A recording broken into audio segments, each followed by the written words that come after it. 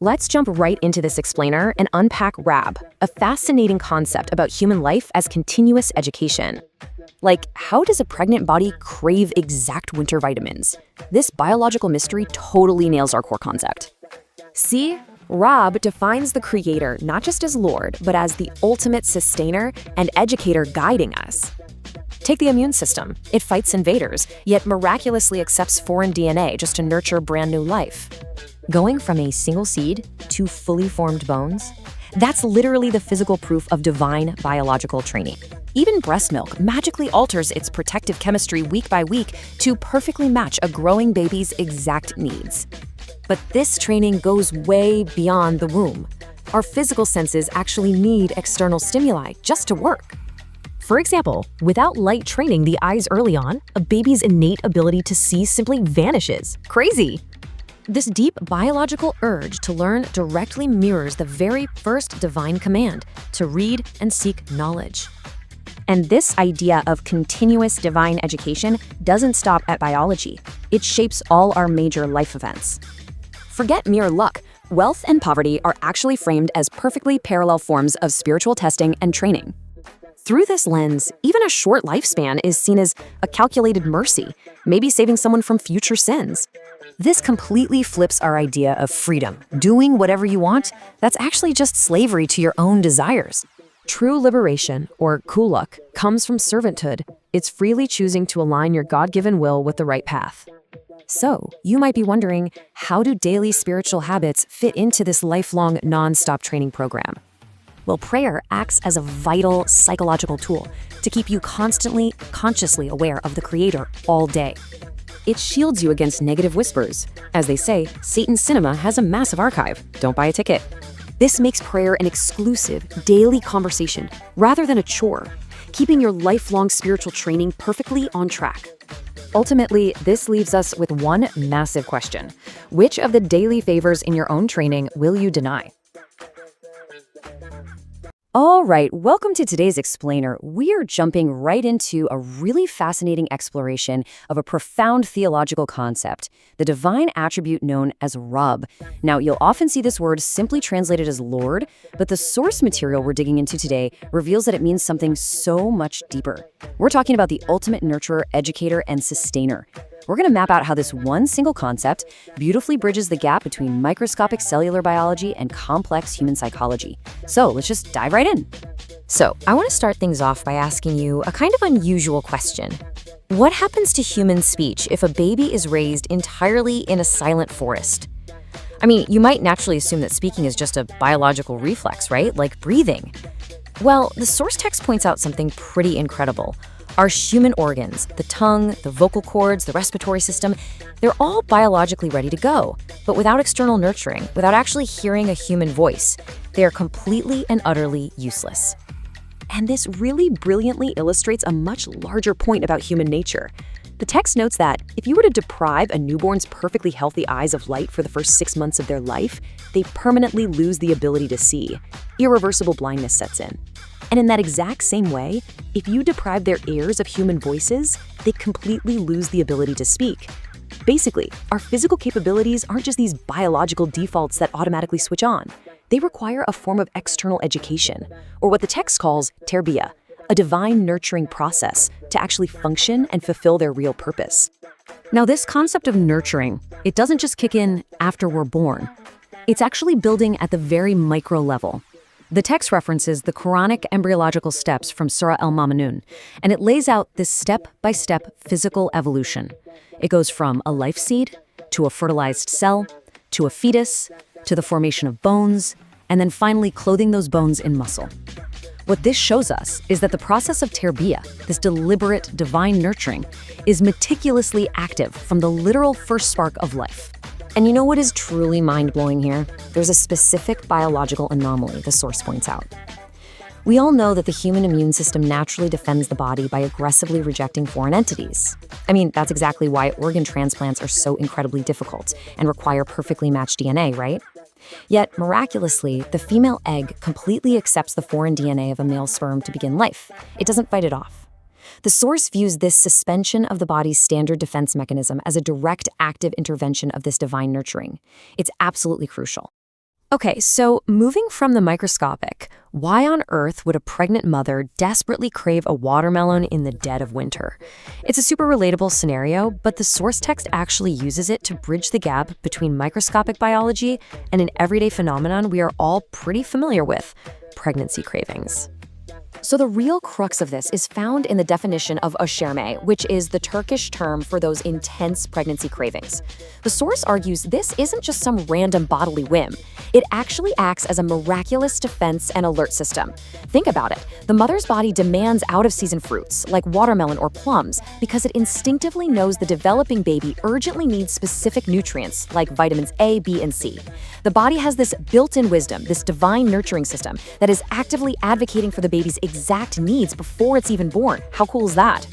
And this dynamic nurturing, it continues seamlessly right after birth.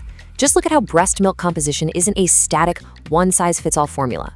In that initial stage, known as colostrum, it's a very thin fluid. It's highly protective and super easy to digest, simply because a newborn stomach just can't handle heavy milk yet. Then at 4 weeks, it shifts to provide completely bespoke nutrition for early growth. By 8 weeks, it's adapting to the baby's changing physical demands, and by 12 weeks, it just continues to evolve perfectly with whatever the baby needs at that moment. Breast milk is literally a dynamic, living fluid that adjusts its chemical composition in real time. It is a masterful, highly customized nurturing process. And this level of customized care brings us to a really profound philosophical redefinition. Biologically speaking, the term alak is often translated as a clinging embryo. You know, a phase of development that humans share with cows, horses, and pretty much all other mammals. But the source argues that when we use it in the context of human creation, alak philosophically represents creation born out of profound love, connection, and divine interest. It completely separates human creation from mere biology. It roots our very existence in an exclusive, loving attention from the Creator. Now, because we're created with such intense intention, we obviously require intentional guides. The text offers a really striking metaphor here. Teachers wash the living, not the dead. It's powerful, right? This emphasizes that true educators, scholars, and guides are meant to revitalize a society. They aren't just there to perform empty rituals or mourn the past. They are the active agents of this divine turbia. They are meant to breathe life, knowledge, and discipline right into the minds of the community. So how does this terbia, this discipline and nurturing, actually play out in the broader strokes of our daily lives? Well, the source outlines massive life variables as classrooms of discipline. We're talking about experiencing immense wealth, enduring crushing poverty, living a long, full life, or even passing away at a young age. Rather than seeing these as just random acts of chaotic fate, the source frames life's extreme variables as tailored forms of divine education for our souls. Which leads us to a comforting but honestly deeply challenging thesis presented in the source.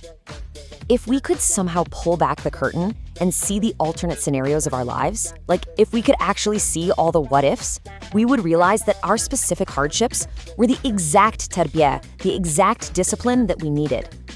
What we so often perceive as unfairness or just a stroke of really bad luck is framed here as a highly customized curriculum, one designed specifically for our ultimate growth. And, you know, this brings up an incredibly important theme regarding our own autonomy. Does doing whatever you want make you truly free? It's a provocative question for sure, and it directly challenges a lot of our modern assumptions about liberty. We so often equate freedom with the complete and total lack of restriction. But the source, it offers a radically different counterargument. The source contrasts two very distinct concepts here. First up is kulluk, which translates to servitude or devotion to the Creator. The text defines this as true freedom because choosing to do what is right actively frees you from being controlled by your base desires. Then, in stark contrast, you have kölelik, or slavery. The source completely flips the script here, arguing that simply chasing whatever you want is actually a total illusion of freedom. It is, in fact, being enslaved to every passing whim of your own ego. So, servitude to a higher purpose is presented as the absolute ultimate liberation from your own destructive tendencies. So how do we actually practice this higher purpose day to day? Well, through active daily discipline. Religious rituals, and specifically the daily discipline of prayer or namaz, act as a built-in alarm system. The source frames prayer not just as some repetitive ritual, but as an intense, active form of terbiyay. It literally keeps you on your toes. It keeps you highly conscious of the passage of time, completely aware of your purpose, and it actively prevents you from just sleepwalking through your life. But let's be real, staying focused on that higher purpose isn't exactly easy. You face distractions, doubts, what the text calls vesvese or whispers. And the source brilliantly illustrates this dynamic with an amazing analogy. It says, the devil owns the world's largest cinema archive. If you don't buy a ticket, he closes the shop. I absolutely love that. The source explains that evil, or intrusive negative thoughts, only actually have power if we actively choose to pull up a chair, buy a ticket, and watch the movies they're playing in our minds. If we just refuse to be the audience, the shop simply closes. So this entire journey of nurturing, stretching all the way from our miraculous biological conception right up to our daily spiritual discipline, it all leads to one singular relationship. And I want to leave you with this final, truly provocative thought derived straight from the source's conclusion. Think about it. If you had a daily, personal rendezvous scheduled with the creator of the universe, would you show up? It's a profound question, one that really asks us to reflect on our own concept of discipline, our ultimate purpose, and how we choose to participate in our own ongoing spiritual education. Thank you so much for exploring this with me today on The Explainer, and as always, keep learning. So usually when we look at the physical world around us, we have this deep-seated expectation of just, mechanical predictability. Right, like everything is a machine. Exactly. It's like reading a blueprint. You open up a car engine and you see the spark plugs, the pistons, the fuel line. You can point to each part. Yeah, you point to a component and you can just confidently say, okay, this causes that. It's clean, it's linear, and honestly, it is immensely comforting to us. Oh, absolutely. We love categorization. We inherently like things to be self-contained and easily explained by just basic physical rules, cause and effect. Sure. But the thing is, when you step out of the garage and into the world of human biology or psychology, and especially into human consciousness, suddenly that neat little blueprint, it just doesn't quite capture the reality of what we're looking at. No, it really starts to fall apart. Right. We start encountering these systems that are so flawlessly orchestrated, so deeply layered, that the purely mechanical explanation just, it starts to feel completely inadequate. It feels like there has to be something more. Exactly. And today, for this deep dive, we are unpacking an ancient Arabic concept called Rububiyet, which is basically the divine act of nurturing and educating. Right, and it's a massive concept. It really is. And we are exploring how one modern theological text is using this single concept to explain literally everything for you. I mean, from microscopic cellular biology to the really harsh, often brutal realities of human fate. Yeah, so just to set the table for you, our source material for this exploration is a highly detailed, deeply philosophical Turkish lecture by Mustafa İslamoğlu. A really dense piece of work. Very dense. He conducts a profound linguistic and textual analysis of the divine name Rab. Right. And our mission in this deep dive is to essentially act as your guides through the architecture of this specific worldview. Because it can get pretty complex. It does. We are going to examine how this framework maps an abstract theological idea onto the gritty, physical reality we navigate every single day. The stuff we actually experience. Exactly. The text makes these intricate connections between the divine and the biological, really bridging theology with modern science, psychology, and philosophy. And just to be clear, we are unpacking the ideas presented in this text totally impartially. Right. We're just looking at the structural integrity of the argument itself. Exactly. Regardless of where anyone might fall on the theological or political spectrum, we're just exploring the concepts. Yeah. And the foundational brick of this entire architecture is the definition of the word Rab itself. Which is super important to clarify right up front. In English translations of religious texts, this word is almost universally rendered as Lord. Oh, yeah. And in the English language, that word carries a massive amount of historical and cultural baggage. It really does. I mean, we hear Lord and we immediately picture like a medieval king, a feudal boss demanding tribute. A guy on a throne. Exactly. A figure of sheer, unapproachable dominance. We just think of power and subjugation. Right off the bat, the lecture argues that this English translation completely misses the core beating heart of the word. It totally misrepresents it. Completely. In this framework, Rab is fundamentally inextricably tied to the concept of turbi. Okay, let's unpack this. Turbi. Yeah, turbi is a very layered term. It basically translates to a process of continuous, customized education, nurturing, and development. So it's not a dictator. No, it is not about a distant ruler barking orders from a throne. It is about a deeply involved caretaker, like a mentor or an educator, who is cultivating a subject stage by stage. She's constantly pulling them toward their ultimate potential. Exactly. The linguistic root implies a gradual raising up. I think the analogy of a master gardener works really well here, right? It really does. Think of a master gardener tending to a highly sensitive exotic plant. Right. The gardener doesn't just throw seeds in the dirt and walk away to issue decrees from a distance. No, the gardener analyzes the soil. They adjust the water on a daily basis. They're pruning a specific leaf here. They're altering the sunlight exposure over there. It is a highly attentive, deeply customized process of nurturing. It's very hands-on. Very. And the argument presented is that the universe is not a clockwork machine left to run on its own. Right. But rather, it's this vast dynamic classroom where this continuous education is happening at every conceivable level of existence. Which is a beautiful thought. But it is one thing to talk about divine nurturing in a purely abstract cosmic sense. Sure, it's easy to be philosophical. Yeah, it's a lovely philosophical thought to just imagine a cosmic teacher. But the true weight of this text comes from how it grounds that abstract idea into our actual physical biology. Yeah, it gets very literal. Very literal. The lecture suggests we start exactly at the beginning of the human timeline. The very spark of life. The microscopic spark of human life. The speaker builds this fascinating argument by mapping the concept of active divine intervention directly onto modern immunology and cellular biology. Specifically focusing on the exact moment of conception. Right, because if we look closely at human biology, the body is designed by its very nature to be a fortress. It really is. Its primary job, the entire foundation of the human immune system, is to aggressively identify and reject any foreign DNA. Any invader at all. Exactly.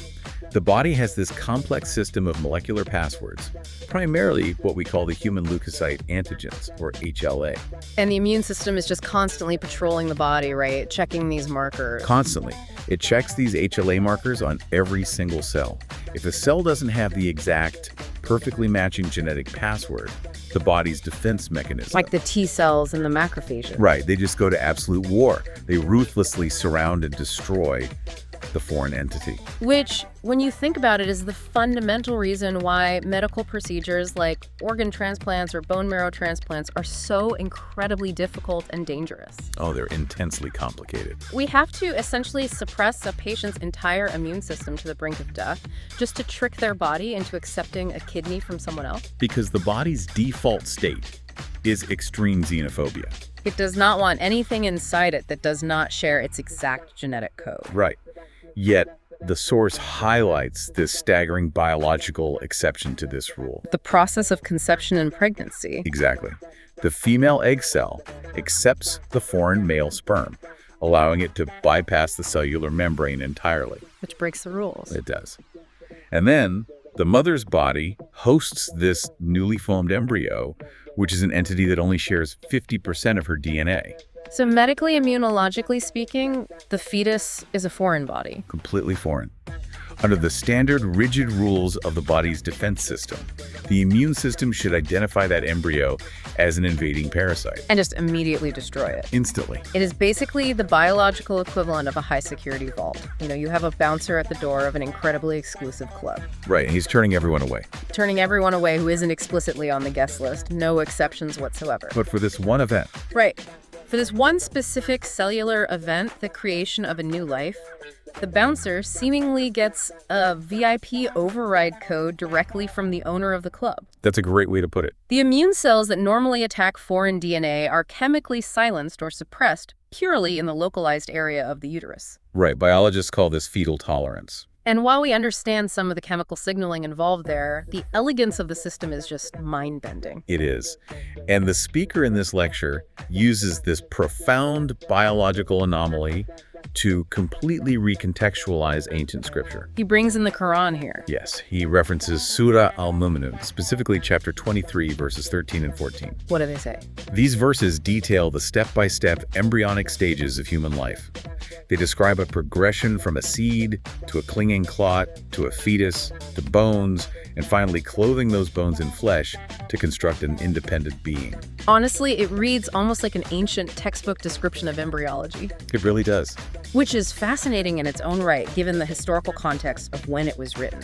But the speaker goes beyond just pointing out the biological accuracy of an ancient text. Right? Oh, way beyond. Yeah. He is making a much deeper structural philosophical claim here. He frames this biological exception, the suspension of the body's normal immune response to allow the egg to accept the sperm and the womb to host the fetus, as an active, continuous manifestation of God's Rububiyet. Exactly.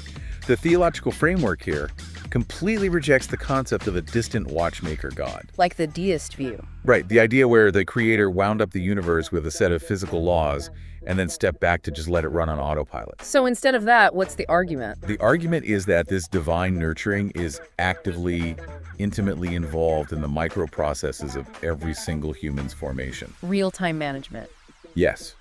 The physical laws of the immune system aren't just glitching out, they're being actively managed or overridden in real time to nurture this specific life into existence. So biology is simply the medium through which this continuous divine instruction actually occurs. Precisely.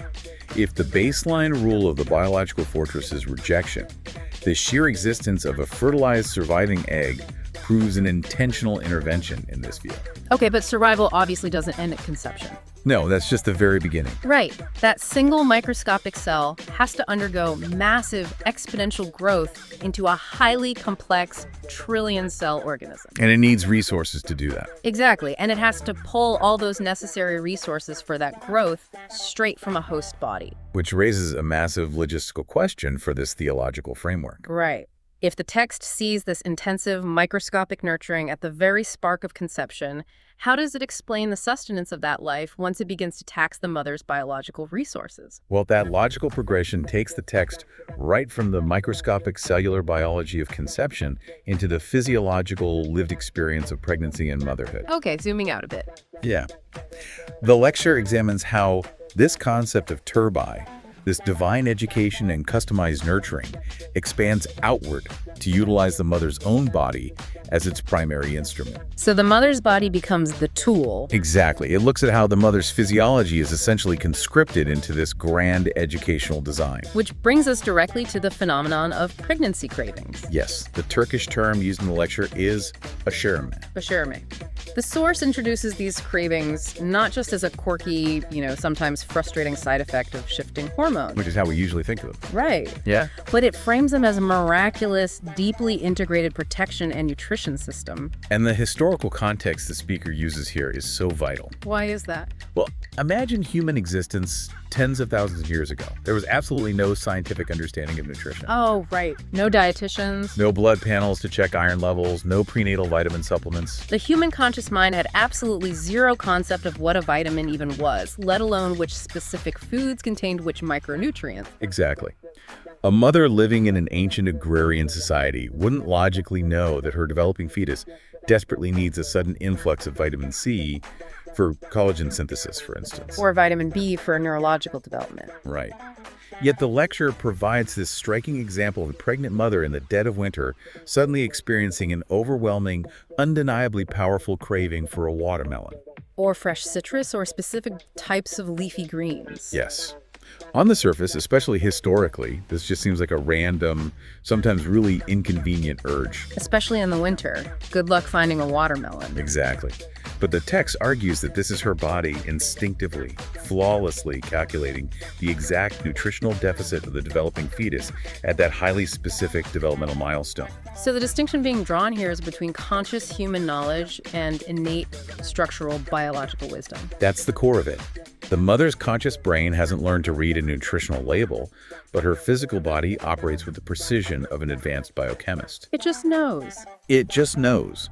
The lecture bridges this gap between natural instinct and theological design by suggesting that this adaptive living ecosystem is entirely a manifestation of divine turbi. So the body's wisdom in this view isn't actually its own wisdom. Exactly that. The body is the chalkboard, but the text insists there is a teacher writing the equations. Wow. The divine is using the mother's physiological cravings as a direct mechanism to educate, protect, and build the child's physical form. It is real-time instruction translated into biological urges. That is fascinating. It really is. And the complexity of this biological instruction only intensifies after the child is born. Oh, absolutely. The source then focuses heavily on breast milk, presenting it as a substance that modern medical technology, with all of our cutting-edge laboratories and chemical engineering, simply cannot perfectly replicate. We try, but we can't quite get there. Right. We can make formula that keeps a baby alive, obviously, but we cannot synthesize the living, dynamic nature of breast milk. Because breast milk is not a static manufactured product. It functions much more like a dynamic living tissue. How so? Well, the lecture details the progression, starting with a ooze, which is known scientifically as colostrum. Right, that's the first stage. Yes, this is the highly concentrated, thick, yellowish pre-milk produced immediately after birth. And it's very different from regular milk. Totally different. It is incredibly gentle, designed specifically because a newborn's brand new, entirely untested gastrointestinal tract just cannot handle dense fats or proteins yet. It would overwhelm the system. Exactly. Plus, colostrum is loaded with immune cells and antibodies, effectively coating the baby's stomach and sealing it against outside pathogens. It is the perfect introductory liquid. But then the chemical composition of the milk dynamically changes, doesn't it? It does. The lecture points out a fascinating biological reality. The breast milk a mother produces at 4 weeks is fundamentally chemically different from the milk she produces at 8 weeks. Which is different again from the milk produced at 12 weeks. Right. As the baby's hardware, its digestive system, its brain, its immune system, as all of that develops and requires different fuel, the mother's body automatically alters the macro and micronutrients in the milk to perfectly match it. Furthermore, it acts as a highly responsive medical defense system. Yes. Studies in modern biology confirm exactly what the theological text points toward here. Which is what? If a baby contracts a virus or a bacterial infection, the baby's saliva actually transfers those pathogens back to the mother's body during nursing. Wait, really? The saliva is like a diagnostic tool. Exactly. The mother's immune system detects the specific pathogen from the baby's saliva, synthesizes the exact antibodies required to fight that specific infection, and then alters the immunological composition of the breast milk. Just to deliver those customized antibodies directly back to the sick infant. Yes, it is a closed-loop biological communication system. Here's where it gets really interesting for me. I often compare this to a smart fluid or an advanced software operating system. Oh, that's a perfect analogy. Right. The software detects what hardware you are running, it analyzes any malware or viruses currently attacking the system, and it automatically downloads a customized patch update every few weeks based on the user's changing needs. It is flawlessly engineered. Flawlessly. But I have to push back a little here on behalf of our listeners. Go for it. To ground this in a broader intellectual context, we have to acknowledge how a modern secular biologist would view this exact same incredible system. Sure, they have different labels for it. Yeah, a geneticist would look at the cravings, the adapting breast milk, the maternal immune response, and they would label it all as evolutionary adaptation. Right, survival of the fittest. Exactly. The standard scientific model dictates that over millions of years of random genetic mutation, the lineages that happen to develop these automated survival mechanisms were the ones that survived to reproduce. The winners of a blind lottery. Yeah, we are just looking at the survivors of a brutal blind lottery, so of course it looks perfectly designed in retrospect. How does the text handle that?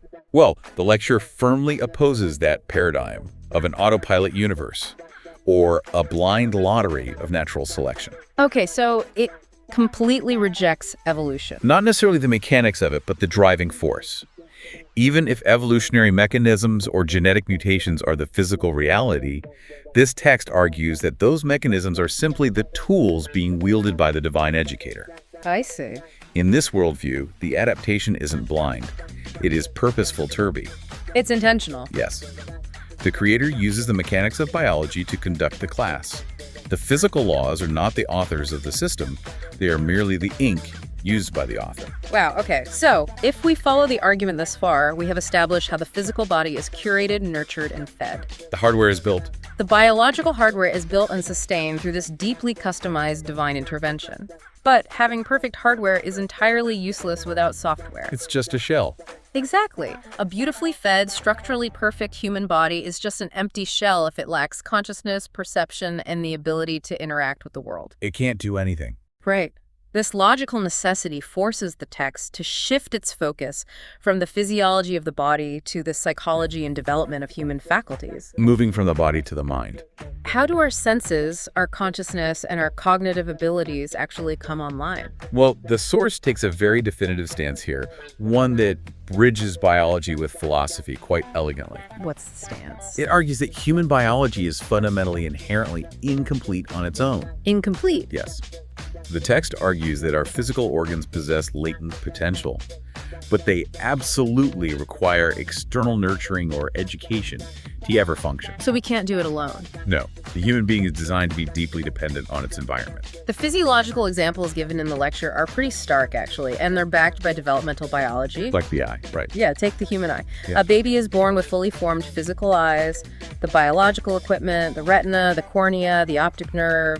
It's all present. The hardware is there. But the source points out that if you were to keep a newborn baby in total, absolute darkness for its first 6 months of life, that child would likely go completely blind. Or at least suffer severe, irreversible visual impairment. Right. Because the physical eye needs the external education of light particles hitting the retina to literally teach the brain's visual cortex how to process vision. Right. Neurologists refer to this as a critical period of neuroplasticity. The brain has a window to learn. Exactly. The neural pathways in the brain require external stimulation to solidify. Without the trigger of light, the brain assumes the visual hardware is just unnecessary, and the biological potential simply atrophies. The hardware degrades because it never received the external software update. That's a perfect way to phrase it. And the speaker uses another powerful, perhaps even more profound example regarding human speech. Oh, the vocal cords. Yes, a child is born with vocal cords, a highly dexterous tongue, a complex mouth structure, lungs, all the incredibly specialized mechanical equipment necessary to produce complex human language. But they don't just start talking automatically. Yeah. If a baby were theoretically isolated from all human contact, the classic feral child scenario. Right, left in a forest for 20 years. Right. That child will never magically develop human language. Even though they have all the tools. Exactly. They might learn to mimic animal sounds or grunt to express base emotions, but despite possessing perfect physical hardware, the software of syntax, grammar, and abstract human speech will never materialize on its own. Because the biological readiness is insufficient without environmental activation. They lacked the turby of hearing others speak. They lacked the external nurturing of language, the transmission of culture and meaning from outside themselves. And the lecture anchors this biological reality deeply into its theology, specifically referencing Surah Al-Alaq. Which famously declares what? It declares that God taught the human being by the pen, teaching humanity what it did not know. The argument being constructed is that the very capacity to learn, the profound reality that we require external input to become fully human, is a deliberate manifestation of divine design. We are built to be students. We're built to be students. It's like having a top-of-the-line smartphone, but if it never connects to a Wi-Fi network or gets an operating system installed, it's just a very expensive paperweight. It has zero utility without the network. Exactly. And the lecture uses this reality to completely dismantle the human illusion of total independence, doesn't it? It really does. We often walk through life believing we are these self-made, totally autonomous beings. Bootstrapping our way through. Right. But the biological and psychological reality that we are essentially expensive paperweights without constant external input proves that humans are fundamentally dependent. We are designed to be incomplete. Yes, so that we are forced to reach out, to connect, and to receive education from the world around us. And ultimately, according to the text, from the Creator. We need the external operating system to function. We need the divine Wi-Fi. Beautifully said. But this framework brings us to an incredibly difficult, heavy, philosophical crossroads. Here comes the tough part. Yeah, because if physical development and cognitive development are these beautifully curated, deeply intentional forms of divine education, if God is this deeply involved, customized nurturer... How do you explain the bad stuff? Exactly. How does this text account for the sheer chaos, the brutality, and the massive crushing inequality of the real world? It's the ultimate question. Because once you leave the safety of the womb and the controlled environment of the cradle, the world does not look like a perfectly curated, loving classroom. It looks like a mess of unfairness and suffering. So how does the text handle that? Well, that is the inevitable collision point of any theological framework. And the lecture does not shy away from this at all. It tackles it. It pivots directly from the undeniable miracles of biology right into the heavily debated, often painful territory of human destiny, wealth, suffering, and mortality. The hardest questions of theology. What philosophers call theodicy, or the problem of evil, the source tackles it head-on. And the questions are universal, right? Why are some people born into massive generational wealth while others struggle their entire lives in grinding, inescapable poverty? Why do some people live to be 100 years old, in perfect health, surrounded by loved ones, while others die tragically young? Or suffer from debilitating lifelong illnesses? If there is a customized educator, why is the curriculum so drastically unfairly different? The speaker asserts a perspective that is conceptually very challenging, and honestly, it demands a complete paradigm shift from the listener. What does he claim? He claims that wealth and poverty, long lives and short lives, health and sickness, these are all simply different variations of divine turbulence. Different variations of nurturing. Yes. They are all customized classrooms of nurturing and testing designed specifically for the soul assigned to them. Okay, I have to pause and push back on that immediately. I figured you would. Because framing poverty or terminal illness as a form of nurturing is an incredibly tough pill to swallow. It is. To a modern ear, it borders on toxic positivity weaponized by theology, you know. It can definitely sound that way. If I am sitting in a hospital room watching a loved one suffer, or if I am working 3 jobs just to keep my children from starving, telling me that my agonizing reality is just a customized lesson. It feels dismissive. It feels out of touch and honestly incredibly cruel. How does the speaker justify this without sounding completely devoid of empathy for human suffering? That is the crucial friction point. And the text's defense relies heavily on the concept of human limitation and hidden scenarios. Hidden scenarios, like what? What we, in a modern context, might call a multiverse of alternate choices, or counterfactual timelines. Oh, interesting. The text doesn't dismiss the pain. It attempts to assign structural, cosmic purpose to the pain by highlighting our inability to see the broader picture. Okay, explain the mechanics of these hidden scenarios. How does the text use them to justify suffering? The speaker proposes a thought experiment for the listener. Imagine a person who is bitterly, understandably complaining about their lifelong poverty or lamenting a chronic illness that has limited their opportunities. Okay, I'm picturing them. The text suggests that if God were to suddenly pull back the veil of reality and show that person the alternate timeline. The what-if scenario. Exactly. The exact scenario of what they would have actually become. The terrible, destructive things they would have done to themselves or others if they had been granted that massive wealth. Or if they had possessed perfect, unchecked health. Right. The claim is that the person would be utterly terrified by their own alternate reflection. So the argument is that the limitation, the poverty, the sickness is actually a protective barrier. A guardrail. They would see the alternate timeline where getting exactly what they prayed for actually destroys their soul, corrupts their character, or leads them to commit atrocities. Precisely. The speaker claims that upon witnessing this unfiltered alternate scenario, the person would immediately recoil and say, "Good thing you didn't give it to me, Lord." Wow. In this worldview, the concepts of worldly success and failure are completely inverted. How so? Deprivation is not inherently a punishment, and abundance is certainly not inherently a reward. Because abundance could ruin you. Exactly. In fact, wealth and power might be the most dangerous, difficult classrooms a soul could be placed in, because the potential for corruption is so incredibly high. It reframes our entire perception of our own lives. What the text is arguing is that human suffering, or at least our existential despair over our suffering, is largely born out of our incredibly limited perspective. You can only see what's right in front of us. We suffer because we can only see the single painful timeline we are currently walking. We lack the omniscient vantage point to see the multiverse of our own disastrous alternate choices. It reminds me a bit of Stoicism, honestly. The concept of amor fati, loving one's fate, but scaled up to a cosmic theological level where a loving educator is the one actually designing the fate. It is a profound theological defense. The source is arguing that God, acting as the ultimate educator, the Rab, places each individual soul into the specific classroom that is perfectly calibrated for their ultimate spiritual salvation. So whether that classroom has velvet curtains and gold Or trunk, dirt floors and a leaking roof, right, The curriculum is customized to extract the necessary moral and spiritual growth from that specific individual.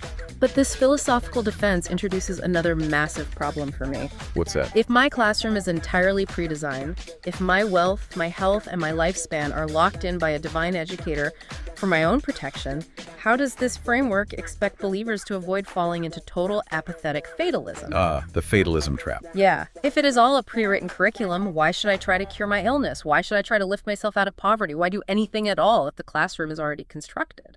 That is the razor's edge of this theology. And the text provides a very specific antidote to fatalism. I need to hear it.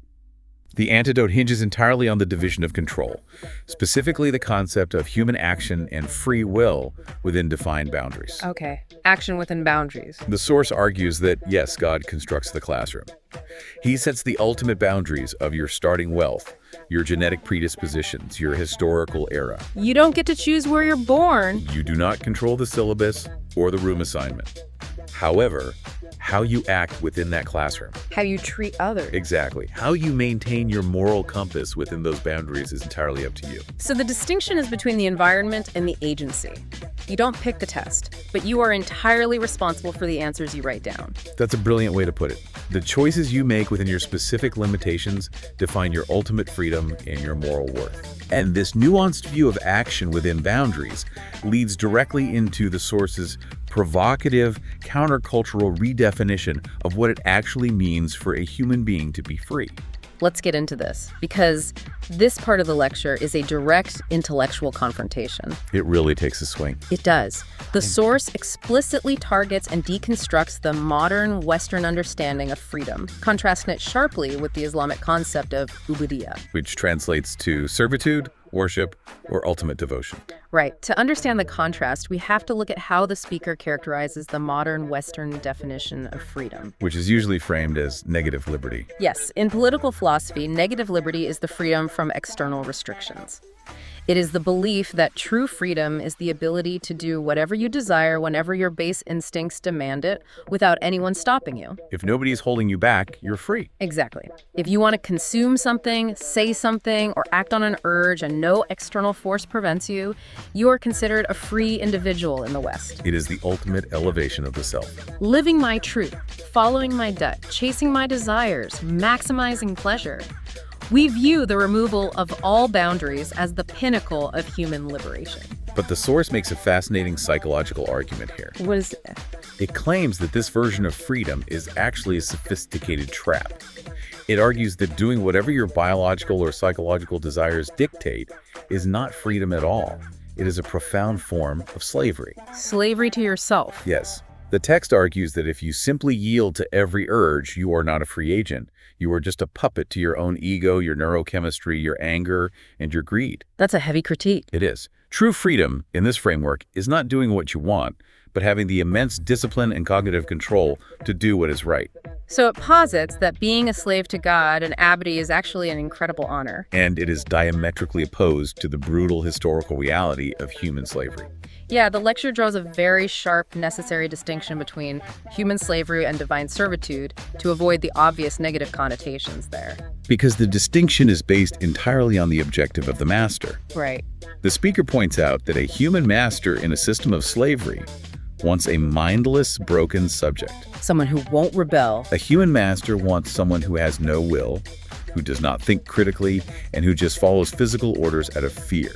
But God, the divine master in this theological framework, God deliberately endowed humans with complex intellect, reason, and free will, and actively demands that they use those faculties to their absolute limit. So God doesn't want mindless robots. Not at all. The text suggests that the divine is actually angered when humans fail to use their intellect and critical thinking. That entirely reframes the word servitude for me. Doesn't it? Because if you have a master who demands that you be highly educated, highly conscious, deeply analytical, and morally courageous, that is not slavery in any traditional sense. No. That sounds like an intense, lifelong mentorship program designed to elevate you, not break you.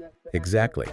The source reclaims the concept of servitude by arguing that true human autonomy, positive liberty, the freedom to be your highest self, is only achieved by willfully submitting to a higher moral order. You have to bind yourself to a transcendent truth to avoid surrendering to the chaotic, degrading demands of your base animalistic biology. And speaking of biology, the speaker executes some truly fascinating linguistic analysis of the Quranic text here to drive home this point about human uniqueness. Oh, I love this part. He zeroes in on the word Allah, right? Yes, from Surah Al-Alaq, which is historically significant as the very first verse revealed to the Prophet Muhammad. And traditionally, when you read standard English translations of the Quran, Allah is almost universally translated with biological terminology. Right, it is rendered as a clinging substance, a blood clot, or an embryo.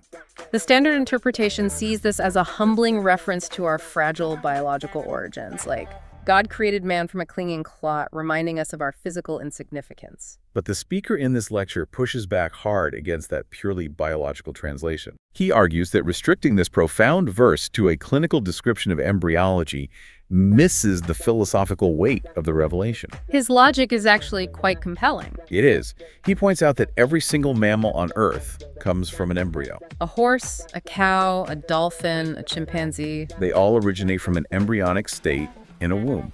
Therefore, if the very first verse of this major revelation is meant to highlight something distinct and uniquely profound about the creation of humans, merely pointing out that we start as an embryo isn't actually that special. It doesn't separate us from the animal kingdom at all. So what's his alternative translation? So the speaker dives into the linguistic roots of Arabic and argues for a different, equally valid translation of the root word for alaq.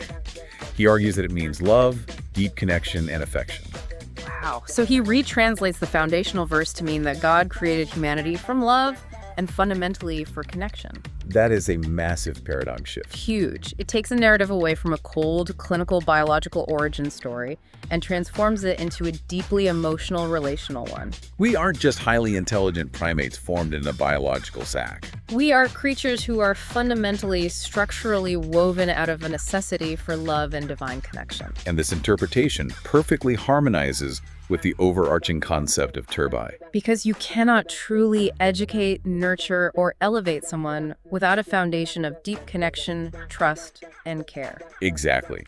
And this inherent, loving connection is formalized in the theology through the concept of the Misak. Okay, tell me about the Misak. The Misak is the concept of the primordial covenant. It is the theological idea that before physical time began, all human souls were gathered together, and God asked them a single question: "Am I not your Lord?" And what did they say? And every single soul, recognizing its source, answered, "Yes, we testify to it." It is essentially the foundational spiritual contract of human existence. Right. But what makes this lecture so grounded is how the speaker ties this mystical pre-time covenant to a very specific physical developmental milestone in a human being's life. He brings the mystical into the practical. He ties the activation of this primordial covenant directly to the moment a human reaches the age of reason and physical maturity. Often aligned with puberty, right? Yes, what is known as akal bali in Islamic terminology. Which means that childhood, in this framework, is basically a period of total grace. It is a protective buffer. Before the age of reason, the divine pen is lifted. Meaning a child is not held morally or spiritually accountable for their actions. Because their intellect and free will, their capacity to understand and engage in this heavy moral education, are not fully formed yet. The hardware is still developing. Exactly. But the moment a person reaches akal bali, the moment their cognitive abilities mature enough to grasp abstract morality and consequence, the Misak activates. It is the moment the software update of profound free will and moral responsibility goes live on the biological hardware we discussed earlier. That's exactly it. From that day forward, the grace period ends, and the individual becomes an active, fully responsible participant in their own turbi. They are no longer just being nurtured passively. They are responsible for holding up their end of the contract, for actively choosing the discipline of the classroom. To synthesize this dense philosophy into a tangible image, I think of it like driving a high-powered vehicle. Okay, let's hear the analogy. The modern Western definition of freedom, as critiqued by the source, is akin to taking your hands completely off the steering wheel. Closing your eyes, pushing the accelerator to the floor, and letting gravity and momentum take the car wherever it happens to roll. Right. It might feel incredibly exhilarating and liberating for a few seconds, but it inevitably ends in a catastrophic crash. So what's the source's definition of freedom? The disciplined Rububiyet is recognizing that you are in a vehicle built by someone else, navigating a complex road built by someone else. But choosing to hold the wheel tightly. Yes, keeping your eyes wide open and intentionally navigating the difficult disciplined path to arrive safely at your destination. The autonomy is in the navigation, not in the abandonment of control. True freedom requires extreme discipline, moral guardrails, and constant hypervigilant awareness. Which brings us to the ultimate practical question for you, the listener. The application of all this. Yeah, because we have established this massive, heavy philosophical framework that we are biological creatures, built through love, endowed with intellect, placed in customized classrooms of fate, and tasked with freely choosing a highly disciplined path of divine education. It's a lot. It's overwhelming. How on earth does a normal person dealing with a job, a family, and modern stress actually practice this intense level of discipline and awareness in everyday life? It sounds psychologically exhausting. It really does. So how do they do it? Well, the theological framework is acutely aware of human psychological frailty. It knows we forget. It knows we get distracted. We're only human. Right. So it states that this level of constant awareness is maintained not through sheer willpower alone, but through a highly specific, engineered daily practice. And what is that practice? Namaz, the Islamic ritual prayer, performed 5 times a day. And the lecture's framing of prayer is utterly unique here. Very different from how it's usually taught. Yeah. It does not present prayer the way it is often taught in Sunday schools or basic religious classes, as a mere checklist of physical movements, or a chore to get out of the way. Or even just a passive, relaxing meditation. It presents prayer as the ultimate hyperactive classroom of Turbi. The speaker frames the 5 daily prayers as a relentless structural mechanism for time awareness. How does that work? He argues that keeping up with these 5 appointments keeps the believer perpetually on pins and needles. You can't just zone out. No, you are never allowed to fully space out, to lose yourself entirely to the secular flow of time, or to be completely consumed by the mundane tasks of the day. You are constantly acutely aware that your next appointment with the Creator is rapidly approaching. It forces a break in consciousness. You cannot just coast through your Tuesday on autopilot, getting lost in emails and errands, because every few hours, the structural alarm of reality goes off. You have to physically stop what you are doing. Detach from the world, wash yourself in a specific ritual manner, and completely reorient your entire mind, body, and geography toward this divine connection. It is a forced cognitive reset. And the text goes even deeper into the internal psychology of this experience, doesn't it? Oh, this is the most practical part. It addresses the universal reality that when human beings try to pray or meditate, their minds inevitably wander. Of course they do. In Islamic theology, these intrusive, distracting thoughts are often attributed to Visvade, the whispers or distractions of Satan, pulling the mind away from the divine. Anyone who has ever attempted mindfulness, meditation, or deep prayer knows this exact phenomenon immediately. Instantly. The second you close your eyes and try to focus on the transcendent, your brain suddenly remembers a mundane email you forgot to send. Or you start replaying an argument you had with a coworker 3 years ago. Or you start worrying about what to make for dinner.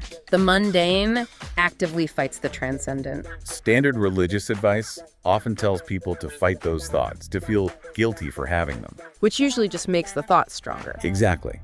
But the speaker brilliantly reframes the visvus itself.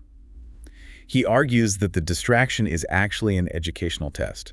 It is a secondary classroom operating inside the primary classroom of prayer. Yes. And the psychological analogy he uses for this is fantastic and incredibly practical.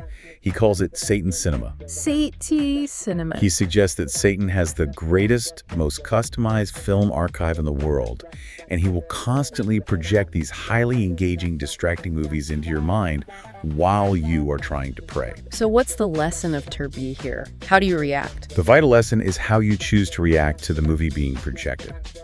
The source warns against becoming a spectator in Satan's cinema. So you don't fight it. No, it argues that you do not have to fight the thoughts. You do not have to argue with the distraction, because engaging with the thought gives it power. You just have to refuse to buy a ticket. Exactly. If you do not sit down and watch the film of distractions, if you just calmly acknowledge the screen is playing, but focus your attention back on the words of the prayer. The projectionist will eventually realize he has no audience, close-up shop, and leave to find another customer. It is remarkably aligned with modern cognitive behavioral therapy and advanced mindfulness techniques. By externalizing the distractions as a cinema, it gives the believer the cognitive agency to simply walk out of the theater, rather than going to war with their own intrusive thoughts. You acknowledge the movie is playing, you don't deny its existence, but you intentionally withhold your attention. If we pull back and connect this specific psychological tactic to the overarching theme of the entire lecture, prayer emerges as the grand synthesis of everything we've discussed today. It really is the focal point. It utilizes the complex physical biology of the body through its postures. It requires the externally educated senses of speech and hearing to recite the words. It intensely tests the individual's free will and discipline to step away from the world. And it is the daily, recurring fulfillment of that primordial covenant of love and connection we discussed with the Misak. The speaker drives the absolute importance of this synthesis home with a comparison that is, honestly, a bit of a gut punch to modern sensibilities. He examines human behavior when someone misses a prayer. He says missing a prayer is not just a skipped chore. It is literally like standing up a dear, loving friend who was eagerly waiting for you at a scheduled time. He contrasts this intimate divine appointment with our modern secular obsession with celebrity culture and hierarchy. Exactly. He points out how people will brag endlessly for years about just being in the same room as a famous actor. Or shaking hands with a politician. Oh, our hands briefly brushed. I breathed the same air as a pop star for 5 seconds. We obsess over getting a fleeting, entirely meaningless glance from a human VIP who doesn't even know we exist. But this text flips that societal norm entirely. It asks a devastating, humbling question. Why are you casually ignoring a confirmed, intimate, one-on-one VIP meeting with the creator of the entire universe? A meeting that is already on your calendar 5 times a day. You are skipping a meeting with the author of reality to scroll on your phone or finish a spreadsheet. It is a profound, jarring shift in perspective. It demands that the individual wake up and recognize the staggering weight, the immense privilege, and the structural importance of what that daily practice actually represents within this framework of continuous education. Well, we have covered an immense amount of philosophical and biological ground today. We really have. Let's take a moment to breathe and recap the sheer scope of the narrative journey this text just took us on. We started at the absolute microscopic level, exploring how the very act of conception, the miraculous bypassing of the body's hostile, xenophobic immune system, is framed not as a biological glitch, but as a real-time active miracle of divine nurturing, the Rububiyet. From that single cell, we zoomed out to the maternal matrix. We examined how the conscious, ignorant mind of a mother is carried by the profound, built-in, innate wisdom of her physical body. We looked at how pregnancy cravings act as a flawless nutritional radar designed by the Creator, and how breast milk functions as an impossibly complex, continuously updating smart fluid, actively rewriting its own chemical code to adapt to the baby's exact week-by-week needs. Moving from the physical hardware of biology, we explored the software of human faculties. We established the philosophical argument that humans are uniquely designed to be dependent on external education. Our eyes need the light to learn to see, our vocal cords need a community to learn speech, and our intellect fundamentally requires a divine operating system to unlock its moral potential. Which brought us face to face with the harsh realities of the world. We grappled with the incredibly tough theological pill of theodicy, the idea that wealth, crushing poverty, long life, and tragedy are all customized classrooms designed for the specific education of a soul. A framework that attempts to save us from the terrifying multiverse of our own alternate destructive choices by placing us exactly where we need to be.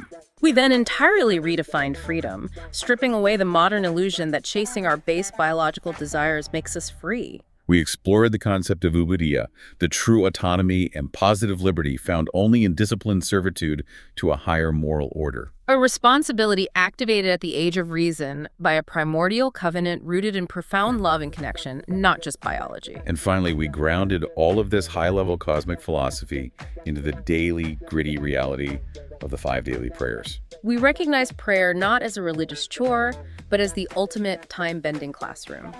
A place where even our distracting mundane thoughts are simply tests to see if we will buy a ticket to Satan's cinema, or if we will maintain our focus and show up for our daily, intimate meeting with the ultimate VIP of the universe. It is a relentlessly cohesive, tightly woven worldview. It takes biology, immunology, psychology, philosophy, and daily ritual, and threads a single unbreakable line through all of them. the continuous customized education by a deeply involved, intimately present creator.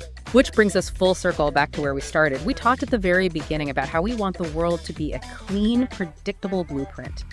A mechanical engine where everything is closed, self-contained, and easily explained by physics. But this theological framework insists that the blueprint is alive. The engine isn't just running on the blind laws of physics, it is running on a constant, flowing stream of active, purposeful instruction. The murky, chaotic waters of human existence aren't murky because they are random or meaningless. They are murky to us because the intelligence behind them is so vast, so layered, and so deeply customized that we, with our limited human perspective, can only ever see our tiny, localized piece of the puzzle. So as we wrap up this intense exploration, I want to leave you with a final thought to mull over, building entirely on this core concept of Turpi, this continuous, inescapable education we have been discussing. Let's hear it. If the architecture of this worldview is accurate, if every single thing in your life right now is part of a deliberate curriculum. Right down to the details. Exactly. From the autonomic beating of your physical heart to a passing, distracting thought you had this morning, to the exact amount of money sitting in your bank account right now, to the specific painful frustrations you face today. If all of it, every atom and every interaction, is theoretically a highly customized, purposeful lesson designed exclusively for your moral and spiritual growth. What does that demand of us? What does it? It demands you ask yourself, what is the specific lesson you are sitting in right now? And more importantly, amidst all the noise, are you actually paying attention to the teacher? That is a heavy, beautiful, and profoundly challenging place to leave it. Thank you so much for joining us on this incredibly complex, perspective-shifting deep dive. We will catch you next time. Most biology texts describe an embryo as just, a clinging mass of cells. But this material reframes human biology and existential hardship as the ultimate manifestation of the divine sustainer, or Rab. Yeah. But let's jump straight into the feedback, because there is this really fascinating interpretation buried in here that just needs to be at the forefront. Right. Let's get into it. Elevating the unique linguistic interpretation of alak as love, rather than a mere biological stage, provides a profound thematic anchor that distinguishes this work from standard theological lectures. Let me stop you right there, though. I mean, I completely see what the author is trying to do by focusing on the biological apologetics first. Sure. Like, the current draft spends a lot of time on cellular mechanics, specifically that miraculous reality of the female immune system accepting the foreign DNA of the male sperm. Yeah, which is scientifically amazing. Right. Because in any other context, the body is designed to just aggressively reject foreign entities. So by starting there, isn't the author building a bridge with a secular or, scientifically minded reader? I hear you. If you start with high-level theology about divine love, don't you risk alienating an audience that needs that grounded proof first? I would usually agree with that approach, to be honest. But the weakness in this specific piece is that the biology doesn't actually serve the ultimate argument the author is trying to make. Oh, really? How so? Well, as I understand it from the text, the argument here is that embryonic development, like the sperm, the egg, the immune system, that stuff is common to all mammals. Okay, yeah. Cows, horses, camels, they all share that exact biological reality. But the specific divine love, this alak mentioned in the Quranic revelation, that is framed as entirely unique to human creation. Ah, I see what you mean. Yeah, so by burying that insight super late in the text, the author prioritizes common scientific trivia over a genuinely original philosophical angle. So a key theme running through this material seems to be that the biological apologetic is actually a distraction from the core thesis? Exactly. The suggestion here is to fundamentally restructure the narrative. The writer just needs to introduce the concept of alak as love and affection at the very beginning of the piece. Right at the top. Yeah, and use it as the overarching framework for all these subsequent biological and societal examples they provide. Okay, so let's unpack how a writer actually executes that on the page. Sure. Because it's one thing to say, put love first, but it's another to weave it into a discussion about cellular membranes. How do they fundamentally change the framing without losing that scientific weight? You have to change the lens through which the biology is viewed. Instead of starting the discussion purely on the mechanics of the sperm penetrating the cell membrane, frame that entire embryological process as a physical, tangible manifestation of divine alak. I see. So instead of, hey, look at this cool biological loophole, it becomes, look at the lengths to which divine affection goes to ensure your existence. Precisely. It's like, think of it like a beautiful musical motif. Ooh, I like that. Right now, that alak concept is like this amazing melody hidden way back in the third act. But it should really be the overture playing from the very start. That's fascinating. What are the potential limitations or counter-arguments to that idea, though? Like, if we bring that love translation to the forefront, doesn't it completely reshape how the listener understands divine education or tarbiyah? It totally reshapes it, but in the best way possible. Let's look at the breast milk examples they use. Yeah, that section was really strong. Right now, the material makes a great case for intelligent design. It highlights how the mother's colostrum, the a'uz, adapts perfectly so it doesn't overwhelm the newborn's stomach. And it details how the milk's composition miraculously changes at 4 weeks. Right. Which it is, let's be real. It is. But if we apply this love and affection lens from the very first paragraph, the vocabulary has to change. How do you mean? When the author mentions that breast milk acts as nutrition, protection, and medicine all at once, they can't just call it intelligent design anymore. They need to frame it as the literal physical embodiment of divine affection. Oh, wow. So the alak is literally flowing through that sustenance? Exactly. You change the adjectives, you change the descriptive language. It goes from being a science lesson to, well, a divine love letter. But hold on, if we successfully reframe everything early on as a literal love letter from the divine, how does the author handle the dark stuff later? Yeah. Because reading about the miracles of breast milk is uplifting and easy to swallow. But what happens when this sustainer introduces poverty, or worse, early death? Right. Doesn't the love angle just completely fall apart if we don't handle that transition perfectly? That is the exact cliff edge this draft currently falls off. Yeah, it felt jarring. It is. Balancing the awe-inspiring biological miracles with the heavy, challenging concepts of poverty and early death requires a more deliberate tonal transition to maintain the audience's emotional trust. Cliff edge is the perfect way to describe it. I mean, navigating theodicy, explaining why a good God allows suffering, is notoriously difficult. Oh, absolutely. And right now, the shift in the text is just incredibly harsh. It's super harsh. One moment, the reader is marveling at the phenomenon of Usher May. The winter cravings. Yeah, those pregnancy cravings, where a mother's body instinctively demands plums or watermelon in the dead of winter to secure essential vitamins A, B, and C for the baby.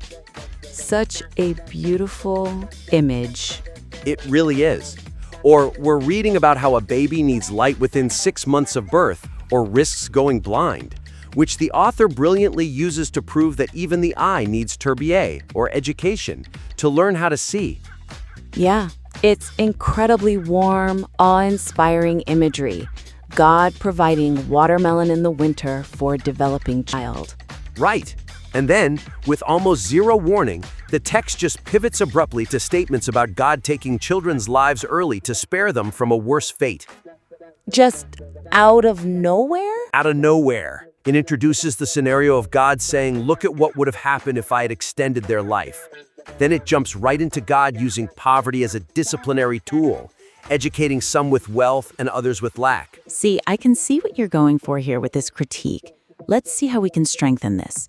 Because if you just tell a grieving mother or someone crushed by lifelong poverty, hey, this is divine education, that's going to sound incredibly callous. Oh, completely. It risks emotionally shocking the audience.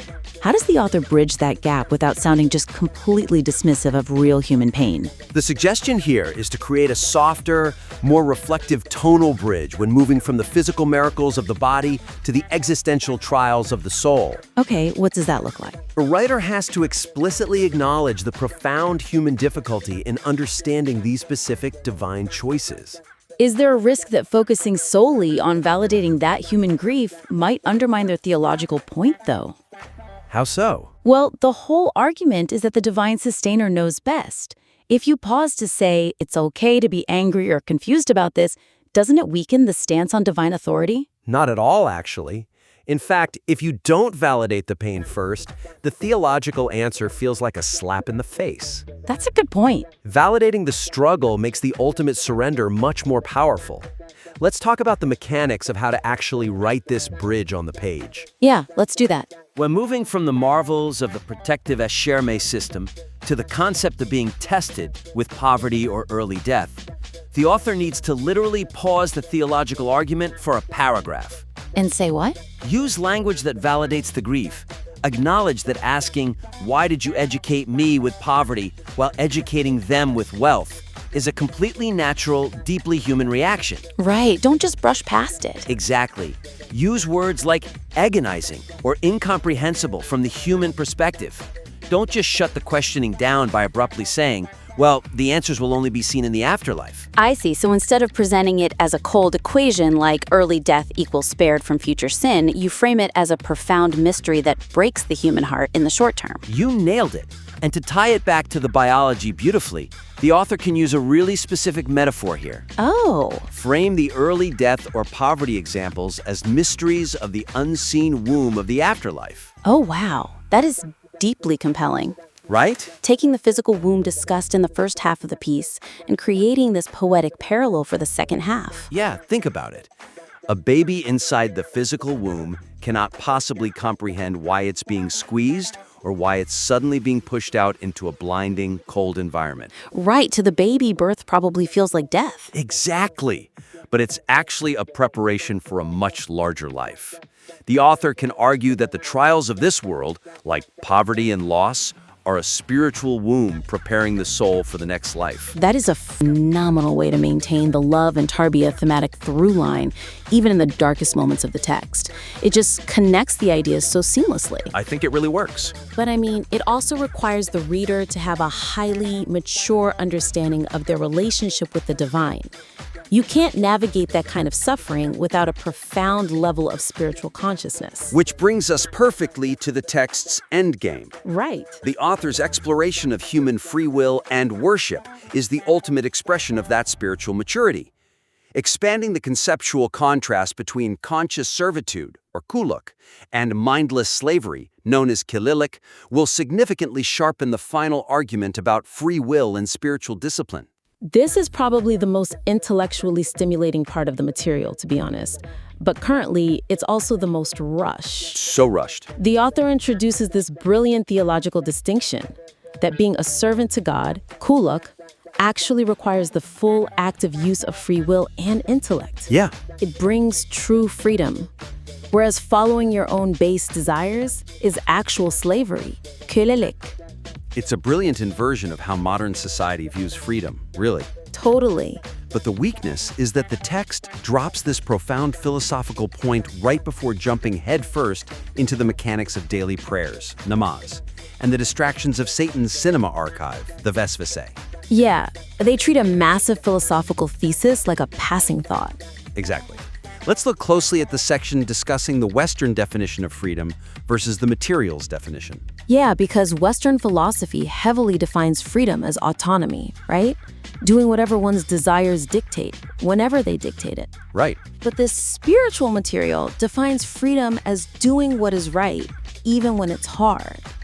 Is the connection between that philosophical definition of freedom and the daily act of prayer fully established in the text? Not really. Because right now, they feel like two completely separate thoughts competing for the spotlight at the end of the piece. They absolutely are. And the suggestion to fix this is to elevate that kulik versus kulilik distinction to be the definitive conceptual climax of the entire piece. Make it the grand finale. Yes. The writer should explicitly tie this distinction back to the earlier discussions of the covenant, the Misek, and the concept of reaching the age of intellectual maturity, Akal Balak. Okay, so how do we mechanically structure that climax? If the author is trying to prove that prayer is an act of ultimate freedom, how do they connect it to the concept of mindless slavery? By using the author's own brilliant metaphor of Satan's cinema archive. Oh, right. When discussing the clash between the Western definition of freedom and the spiritual one, the writer should directly link it to the example of namaz. The text beautifully describes prayer as a divine rendezvous, an appointment with God. Right. So show that actively choosing to keep that appointment and choosing to ignore the whispers or vesve is the ultimate exercise of the free will that defines kuluk. That makes perfect sense. Because if you are just a slave to your desires, kulelik, you skip the appointment. Exactly. You sit there and watch the endless movies in Satan's cinema archive. I mean, the text notes that Satan has the biggest film archive in the world, and if you become his audience, the movie literally never ends. There is always another distraction. Always. So, choosing to tear up the ticket to that cinema and walk out to attend the divine appointment, that is the highest expression of free will. I'd offer an analogy here to help the author ground this concept. What's the analogy? Think of an elite athlete. Okay. An elite athlete's incredibly strict discipline. Waking up at 4 a.m., monitoring their diet, undergoing grueling workouts. From the outside, that could be viewed as a form of servitude to the sport. Yeah, it looks like torture to the rest of us. Right, but that intense discipline is exactly what gives them ultimate freedom and mastery on the field. They can move however they want, achieve incredible feats, and completely dictate the game. Building on that point, what if we looked at it from the perspective of the undisciplined person? Exactly. The undisciplined person who just does whatever they want, sleeps in, eats junk food, they think they are free. Right. But put them on that field, and they have no freedom at all. They are a slave to their lethargy. They have no capability. That analogy perfectly encapsulates the author's point. The text could explicitly state that God, unlike a human master, demands we use our intellect fully. Yes. A human master wants a mindless slave, but God wants a fully conscious, intellectually mature servant. That makes his tarbiyah and education an ultimate freedom rather than subjugation. And we can tie this right back to the biological miracles at the beginning. Oh, how so? Well, just as a baby kept in the dark for 6 months loses its sight, or a child kept in the woods for 20 years loses the ability to speak, a soul that gives in to kolalik, slavery, to its own lethargy, loses its spiritual free will. Wow, yeah. The tarbiyah of the eye is light, right? Right. Well, the tarbiyah of the soul is conscious discipline. That just brings the entire journey full circle. If the writer weaves that thread through the climax, tying the biological potential we discussed at the start to the spiritual potential realized in prayer, the piece becomes incredibly cohesive. It really does. It moves from physical tarbiyah to spiritual tarbiyah. So let's quickly recap the 3 main structural shifts we're suggesting for this material. Sounds good. First, we need to anchor the entire piece in that unique translation of Allah as love. Right. Restructure the opening. Bring that love angle right to the overture so that all the biology, from embryology to the miraculously adoptive stages of mother's milk, is viewed strictly through the lens of divine affection, rather than just, cold, intelligent design. Spot on. Second, we have to protect the reader's emotional journey when the text pivots to theodicy. Yes, the writer must add those empathetic bridges before discussing the heavy realities of poverty or early death. Right. Pause the theology for a moment to just validate the natural human grief.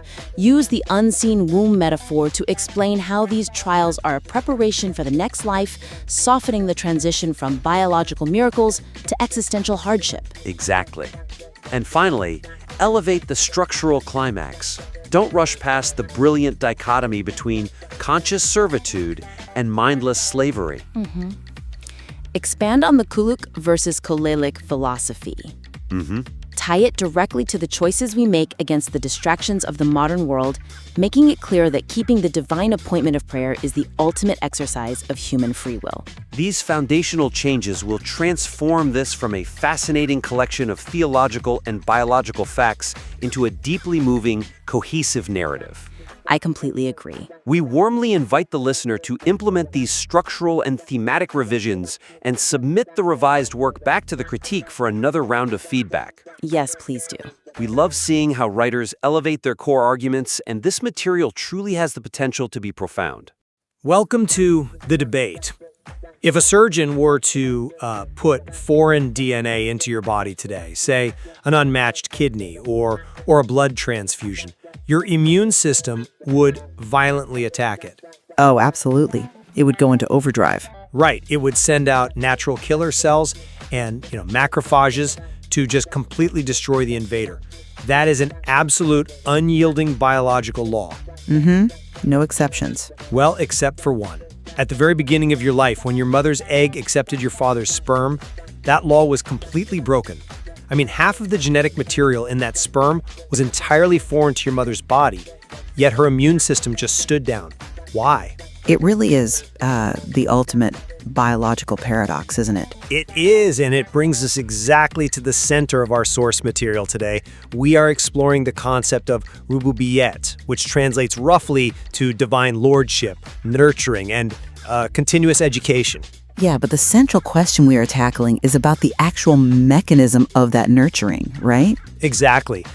Does the staggering complexity of human biology and the sheer unpredictability of our life circumstances point to a God who is actively, continuously intervening in every single moment to make these paradoxes happen? Or does it reveal a creator who established brilliant autonomous laws, what the text calls yasa, that guide creation independently from the very moment of inception? Right, and I will argue that the source material clearly demonstrates continuous, moment-to-moment divine micro-intervention. And I will be taking the contrasting view. I will argue that a careful reading of the text actually points to front-loaded, autonomous teleological systems. Systems operating via natural laws and inherent purpose without the need for constant manual divine adjustment. So to set the stage here, the material makes a very explicit foundational claim about Rububiyet. It states that God is, quote, in action at every single moment.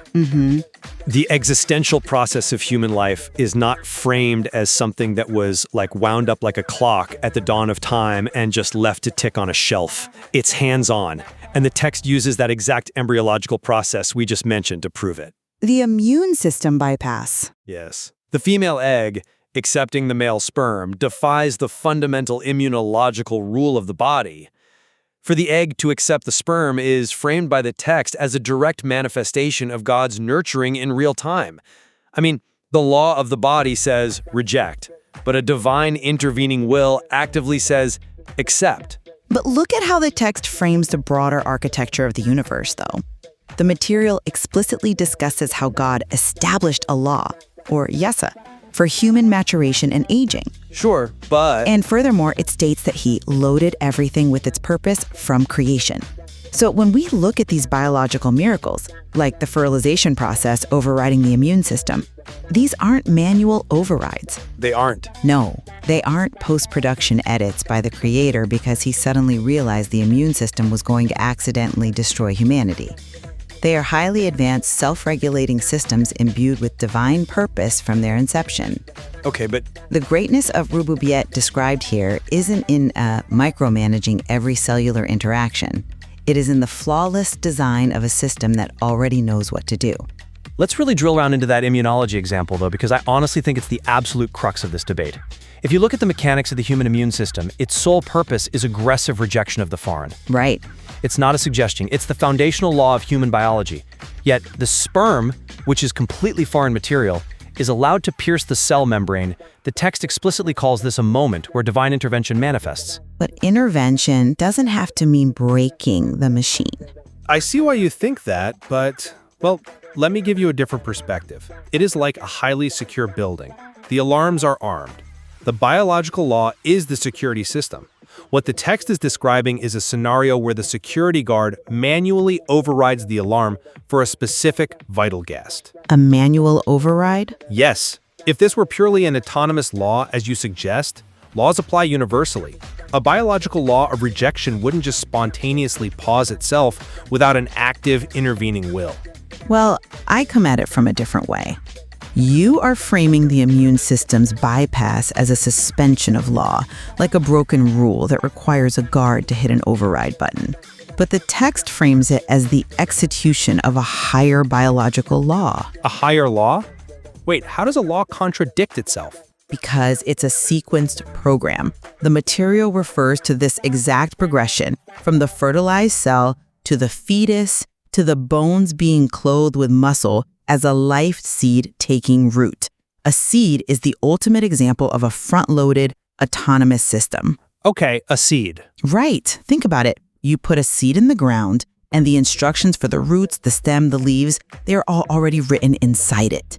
It doesn't require a gardener to manually pull the stem out of the soil millimeter by millimeter. Well, obviously not. So the female body not rejecting the sperm isn't a manual security override. It is a programmed exception built into the original code of that life seed. The system is following its internal regulated progression exactly as it was designed to do. Okay, I hear your seed analogy, and it makes sense if development is a perfectly predictable static path.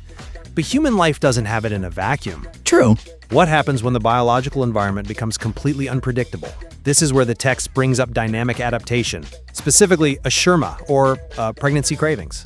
Ah, right, the watermelon in winter example. Exactly. The text gives the example of a pregnant mother in the dead of winter suddenly craving watermelon or plums. Why? Because the fetus specifically needs vitamins A, B, and C at that precise moment. If development was just a static, front-loaded seed, it wouldn't be able to account for the chaotic, changing nutritional needs of the mother's daily diet. And the material goes even further with breast milk. Which is a fascinating section. It really is. It points out that breast milk isn't just a static food source.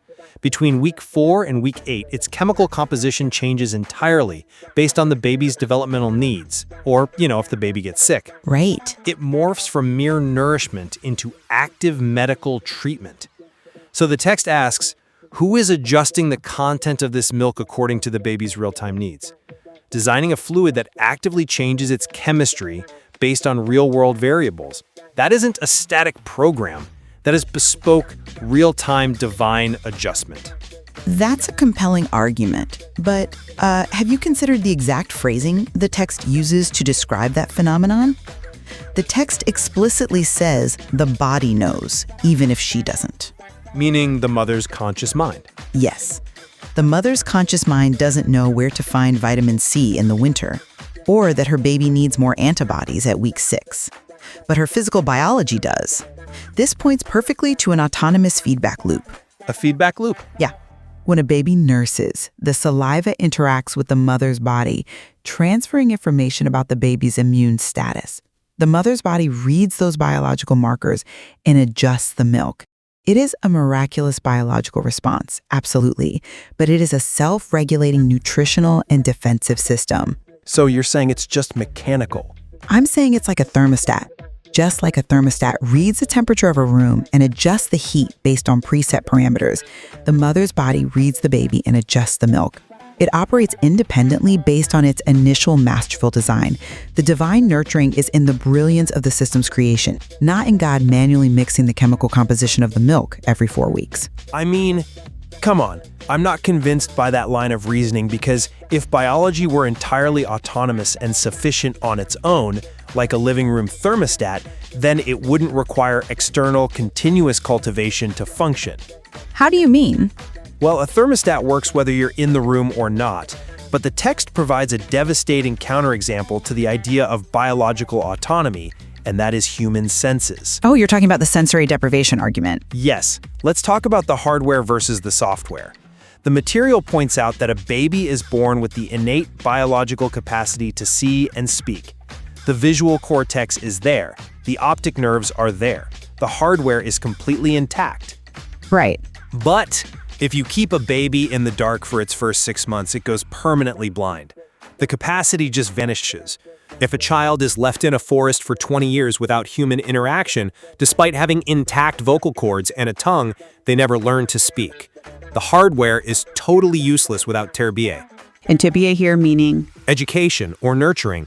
But we aren't just talking about a parent teaching a kid to tie their shoes. The material scales this up. It uses this to prove that the biological seed you keep mentioning is just not enough. Well, it requires external, active, continuous nurturing from the universe itself.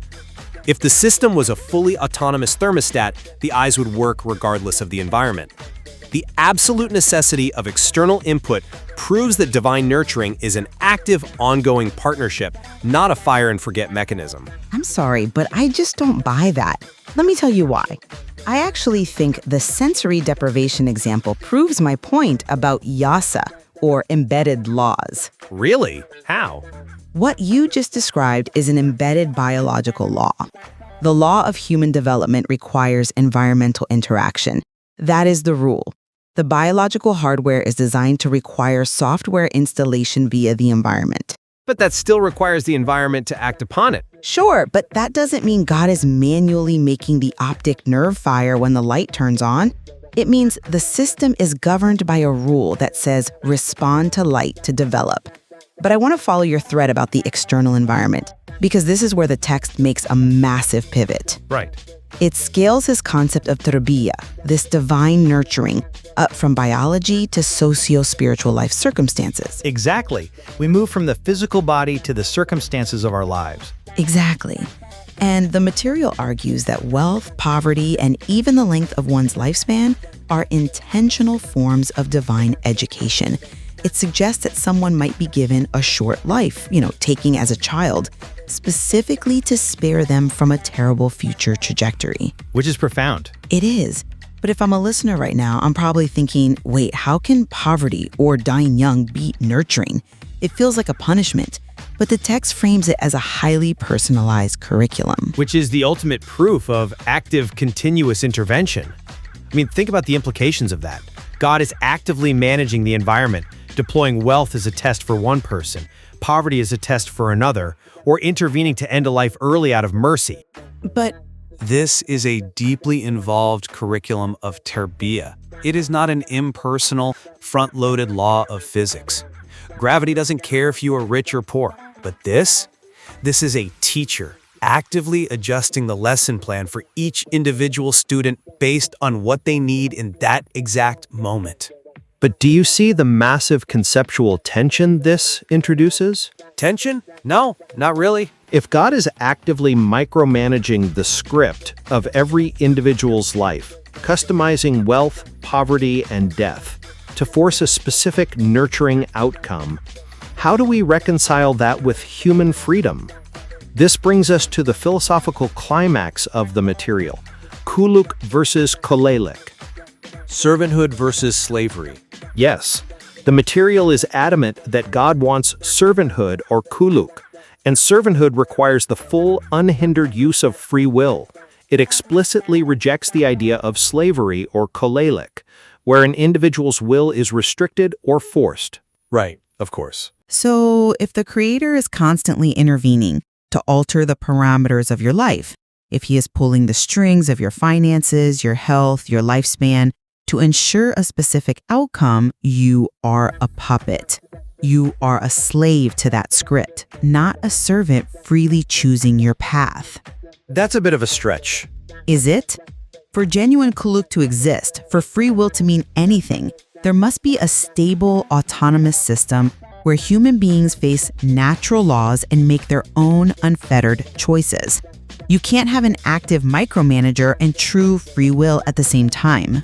That's an interesting point, though. I would frame it very differently. Active intervention in the environment does not equate to overriding the human will. And the text doesn't leave us hanging here. It resolves this supposed paradox brilliantly by introducing the analogy of prayer and spiritual whispers, or vesphese.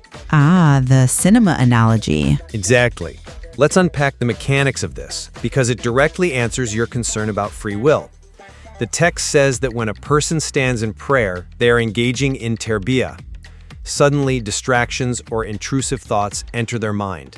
The text frames these whispers as an active test, an education within an education.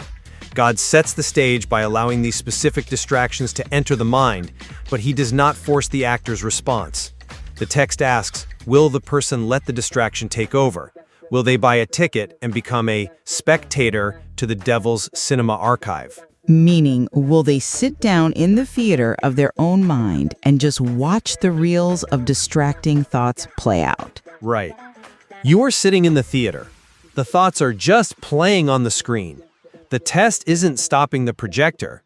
The test is choosing not to watch. God curates the circumstances, the wealth, the poverty, the specific distraction during prayer, but the human remains completely free to choose their reaction. So the environment is curated, but the choice is autonomous. Exactly. Will you tear up the ticket and walk out of the theater to maintain your focus on the divine? This is how true servanthood is preserved over slavery. A slave has no choices.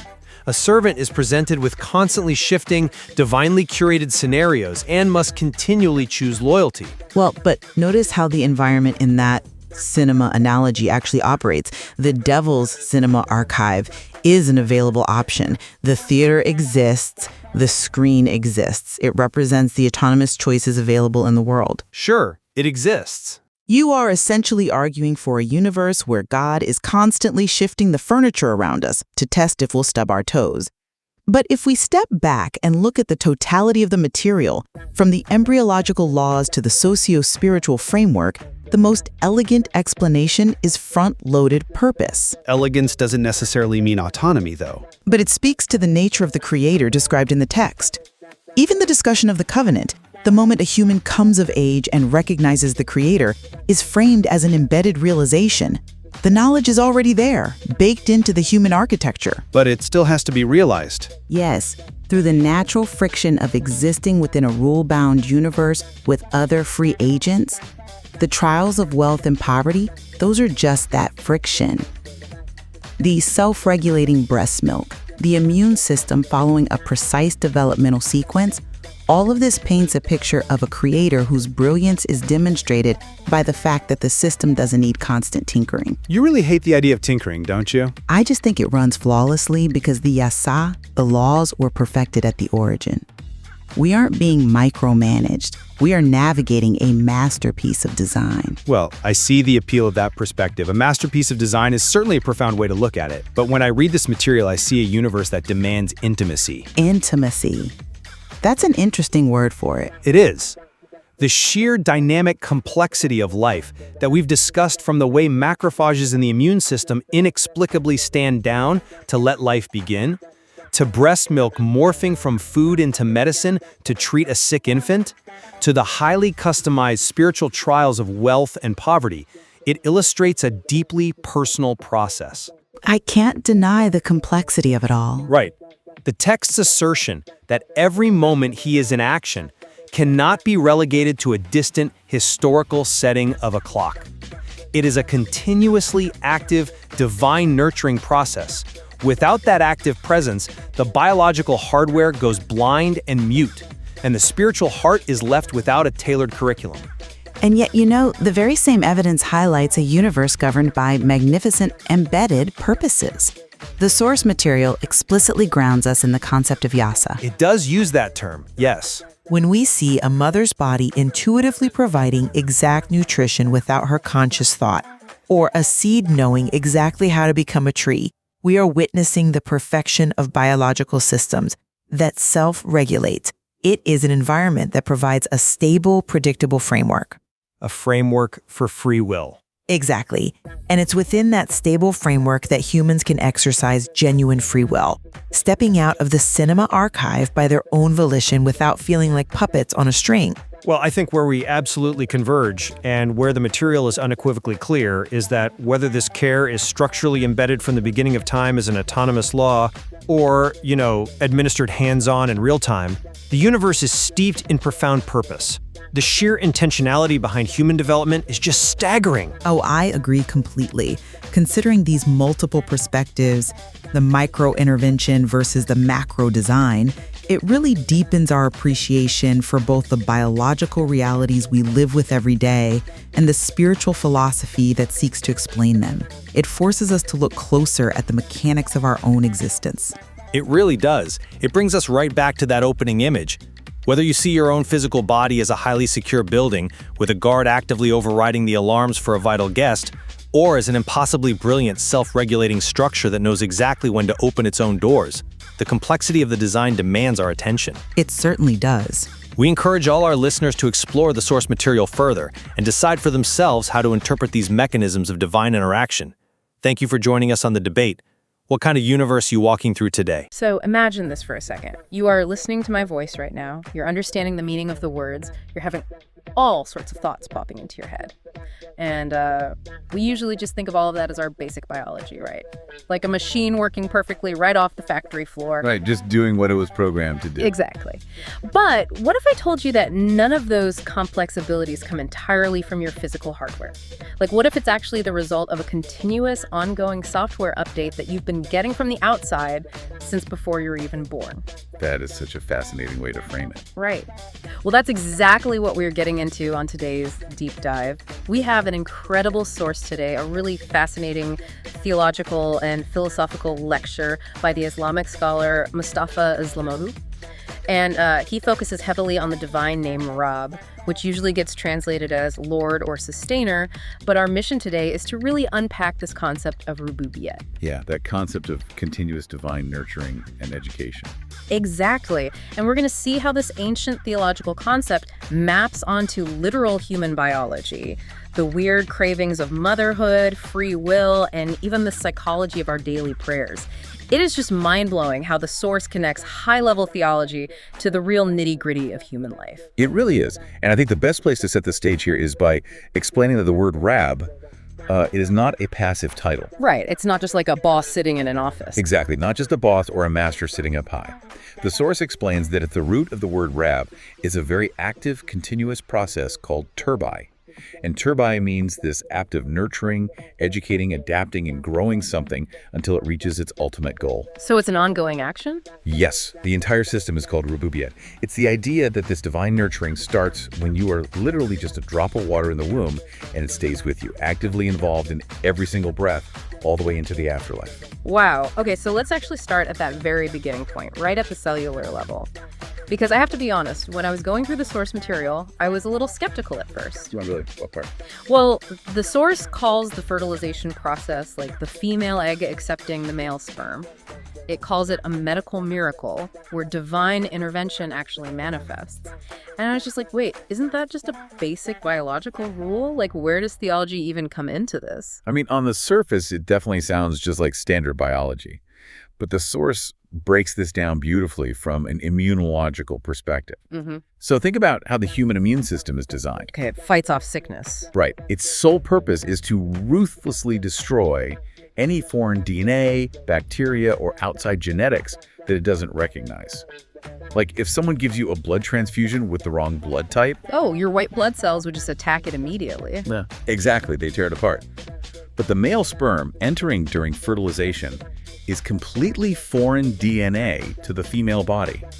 According to the strict rules of biology, the female's immune system should destroy it in a matter of seconds. Oh, wow. I never actually thought about it like that. Right, but right at that moment, that aggressive immune defense just suddenly powers down. It completely accepts this foreign cell.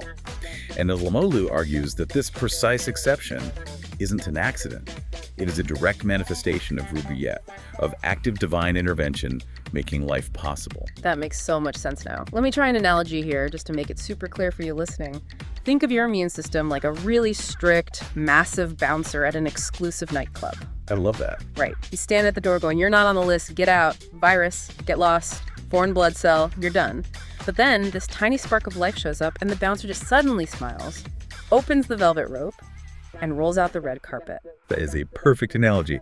And the source actually ties this to the Quran, specifically Surah Al-Mamunin, which talks about the embryonic stages. It details how the human goes from a seed to a clot to a fetus to bones, clothes, and flesh. Yeah, it maps out the whole process. Exactly. But the key argument here is that this isn't just an automatic, self-driving process of nature. The creator is intimately involved in the existential process of every microsecond. God isn't just winding up the clock and watching from a distance. He is actively nurturing the embryo as the Rab. Okay, so the VIP guest gets past the bouncer, right? God protects the embryo. But how does he actively feed it? Because the part in the source about pregnancy cravings, in Turkish it's called a sirme, that part really caught me off guard. It's fascinating, isn't it? It is. But again, a little pushback here. If a pregnant mother suddenly wants, I don't know, watermelon and ice cream at 2 a.m, is the source really saying that's a divine nutritional map? Because anyone who knows pregnant women just assumes that's hormones going crazy. It totally looks like chaos from the outside. Oh. But the lecture explains the biological brilliance behind it. If a mother suddenly craves a plum or watermelon in the dead of winter, It's not just a random craving. No. No, it happens because right at that specific moment, the baby's eye vessels, or bonds, are developing and desperately need vitamin A, B, or C. The mother's body acts like a medical lab. It knows the exact nutritional science, even if the mother has never read a biology textbook in her life. That is wild. The body just automatically knows. Yes, it's the Rububiyet system at work. Right. The body demands exactly what the baby needs. But wait, this is the part where I actually kind of laughed when I was reading this source. Sure, getting a watermelon in winter today is easy. You just drive to the supermarket. But what about, say, 10,000 years ago? Right, before global shipping and greenhouses. Exactly. If a woman craved watermelon in the middle of winter back then, there was literally zero chance of getting it. So wouldn't this whole divine turbine system just totally fail? It's a really logical question, and the source actually addresses it beautifully. The divine nurturing doesn't just stop at the mother's biology. It extends to the whole community. Oh, how so? Well, the source talks about how in the past, communities had these wise women, or community mothers. During the summer and fall, they would specifically dry fruits, make preserves, and store all these vital nutrients, anticipating that pregnant women would need them in the winter. Oh, wow. So the nurturing works through human compassion and community planning, too. Exactly. It's a shared turbi. And then once the baby is born, we see this again with breast milk. Oh, the breast milk part is incredible. I mean, with all our modern technology, we still cannot fully replicate it, right? Not even close, because it's not a static formula, it's alive. The source points out that the very first milk, the colostrum, is a thin, clear liquid, because a brand new baby's stomach would just reject heavy milk. It adapts right from day one. Yes, and it keeps adapting. The chemical composition of a mother's milk at week 4 is completely different from week 8 or week 12. And the most amazing part, when the baby nurses, the mother's body literally reads the baby's saliva. Wait, really? It reads the saliva? Yes. If the baby is fighting off a virus, the mother's body detects it through the saliva and automatically changes the milk's composition for the next feeding, flooding it with the exact antibodies needed to kill that specific virus. Good grief. That is literally like a smart sensor. It's diagnosing the baby and mixing a custom prescription every few hours. Exactly. And that's the point the source is making. God doesn't just build a machine and walk away. He's continuously sustaining and protecting the baby through this dynamic system. Okay, so we've established how the physical body gets nurtured, but we're not just, meat and bones. What about our minds, our senses? Does this Rububiyet apply to that too? It absolutely does, and this is where the lecture takes a really deep philosophical turn. We assume that because we are born with eyes, we just naturally see, but the source points out a terrifying reality. Which is? If a baby is born with perfectly healthy eyes, but you keep that baby in a pitch-black room for the first 6 months of their life, they will go completely blind. Just from the darkness? Yes. Because if the optic nerves aren't stimulated by light, the brain assumes they're useless and literally cuts the neural pathways. The eyes have to be, quote-unquote, educated by the light to actually function. Oh, that makes me think of a tech analogy. Like, imagine buying the most expensive, top-of-the-line computer, the physical parts, the eyes, the vocal cords. That's your hardware. Exactly. But without a software update from the outside, like light or sound or human interaction, that million-dollar hardware is completely useless. It's just a brick. That is exactly what the source is arguing, and it applies to speech as well. A baby is born with vocal cords, a tongue, breath, all the hardware. But if you leave a baby in a forest, they will never speak a human language. Right, they need to hear it. Exactly. We learn because we receive external turbia. And the source argues that God was the first teacher, teaching the first human how to speak, and we continue to need that divine nurturing. Which actually brings up a really interesting linguistic point about the word alak. Oh, right, from the Quran. Usually that gets translated as a blood clot, right? Like the biological embryo. Yes, typically. But Islamoğlu argues that it's much more than a medical term. If we just read created human from a clinging clot, well, all animals are created from embryos too. Cows, sheep, they all come from fertilization. True. So what makes the human creation different? The root of the Arabic word alak actually implies attachment, love, and affection. The source suggests that humans aren't just created from biological matter. We are created out of a profound divine love and the desire for connection. I love that. We aren't just an accident of biology. We are a product of intentional affection. Okay, but this brings up a huge question for me, and I'm sure you listening are probably thinking this too. What's that? Well, if this divine nurturing, this Rububiyet, is so perfect and so loving, Why is the world so incredibly unfair? Like, why are some people billionaires while others starve? Or why do some live to be 90 and innocent people suffer terribly and die young? Where is the nurturing in that? It's the ultimate question, isn't it? And the source doesn't shy away from it. It frames wealth and poverty, health and sickness as customized curriculums in the school of life. Customized curriculum. Yes, God nurtures some people through the test of abundance to teach them generosity and humility.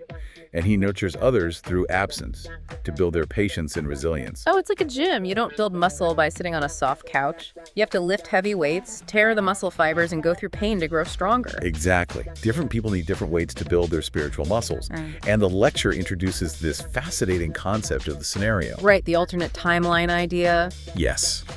The idea is that if you are complaining about your hardships, and God suddenly showed you a parallel universe where you got exactly what you wanted, say, endless wealth, you might see that it turned you into a complete monster.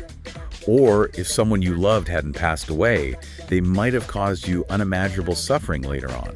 And once you see that alternate reality, you'd be on your knees begging for your actual life back.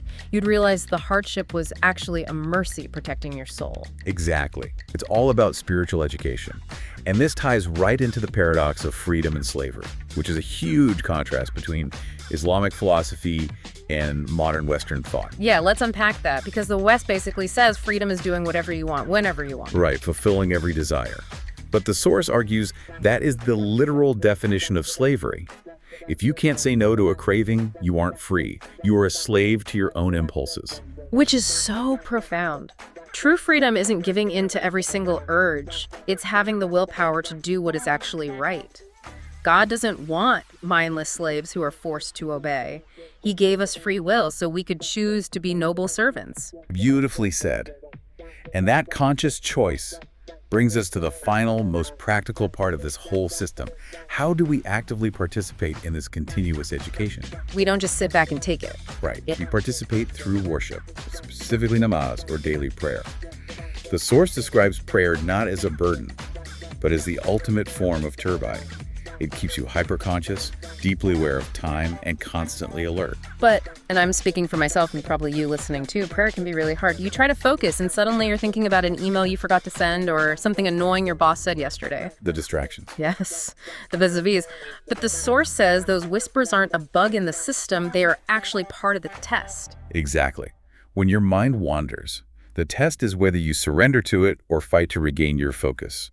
That internal struggle is what builds your spiritual discipline. And the lecture has this brilliant analogy for the devil's distractions that I just have to share. Imagine the devil is running the world's largest streaming service, like a massive Netflix of negative thoughts and anxieties. I love this part. Right. He's got every terrible, distracting movie queued up and ready to play in your head. But, and this is the key, he only has the power to show you the screen. If you refuse to buy a ticket, if you just refuse to watch, he has zero power over you. He literally has to close up shop and go find another customer. Exactly. Without an audience, the show is over. And the source makes another great point here. People will brag for years if they meet a famous movie star or a politician. Oh, they'll post about it everywhere. Right. But we have a standing appointment, 5 times a day, to have an intimate conversation with the creator of the entire universe, the Rab, who is actively sustaining every cell in our bodies. And yet we treat it like a chore. What could possibly be more worthy of boasting about than that? Nothing. It completely flips your perspective. So if we look back at this whole journey today, we've covered incredible ground. From the microscopic miracle of the immune system accepting new life, to a mother's milk changing its chemistry to fight viruses. From the necessity of light to teach our eyes to see, to the heavy weights of life's hardships training our souls. Yeah, it all points to the fact that we aren't orphans in a cold, random universe. We are in a highly customized, profoundly loving school. Which leads me to a final thought I want to leave you with. Let's hear it. If every single thing in your life, from your 5 senses to your deepest heartbreaks, is part of a customized divine curriculum meant to educate your soul, what is the current biggest challenge in your life trying to teach you right now? That is a powerful question. Think about it. The next time you face a massive obstacle, try not to see it as a random burden. Try to look at it as a deeply personalized lesson from a sustainer who knows exactly what you need to grow. Mull that over. Thanks for joining us on this deep dive, and we'll catch you next time. This is The Brief on the concept of divine nurturing. We're diving into a philosophical lecture today, exploring the divine name Rab, meaning the sustainer or educator, and it's going to totally reframe how you look at your biology, life struggles, and the true nature of freedom. First up, biological nurturing. Think of the human body as an intuitively adapting, highly customized biological classroom. Your body naturally rejects foreign matter, right? Yet miraculously, a female egg accepts foreign sperm DNA to create life. Plus, a mother's breast milk dynamically changes its chemical composition at 4, 8, and 12 weeks to perfectly match the baby's exact developmental needs. Second, circumstantial education. Wealth, poverty, and even your lifespan are deliberate forms of tarbiyya, or training. If you could see the alternate scenarios of your life, like what would have actually happened if you got the wealth or long life you begged for, you'd be absolutely horrified. You'd realize your current reality is pure mercy. Makes you wonder, could our biggest life disappointments actually be protective interventions? Finally, worship is freedom. Modern culture loves to claim religious rules are restrictive, but I'll argue divine discipline is literally the only path to genuine freedom. True slavery is just blindly doing whatever the ego desires. Prayer is simply a tool to keep us conscious and alert. Those random distractions during prayer? They're just tests to see if you'll buy a ticket to become a spectator in the devil's cinema. From our very first cells to our daily struggles, human existence is a deeply personalized curriculum designed for our ultimate growth. This is The Brief on the Islamic concept of Rab, or divine nurturing. Based on scholar Mustafa İslamoğlu's lecture, Understanding God as the Sustainer transforms human biology, hardships, and daily routines from random events into a highly personalized training program.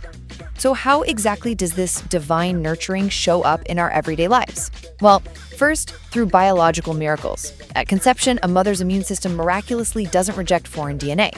Later, breast milk dynamically changes its exact composition at 4, 8, and 12 weeks to perfectly match a baby's needs.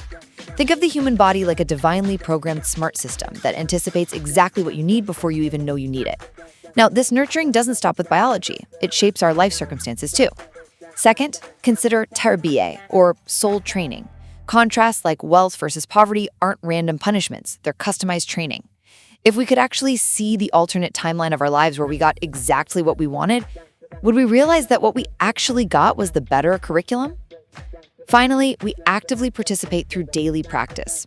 The crucial difference between kuluk, honorable servanthood, and kolelik, mindless slavery, is that following rules isn't restriction. It's true freedom from our base desires.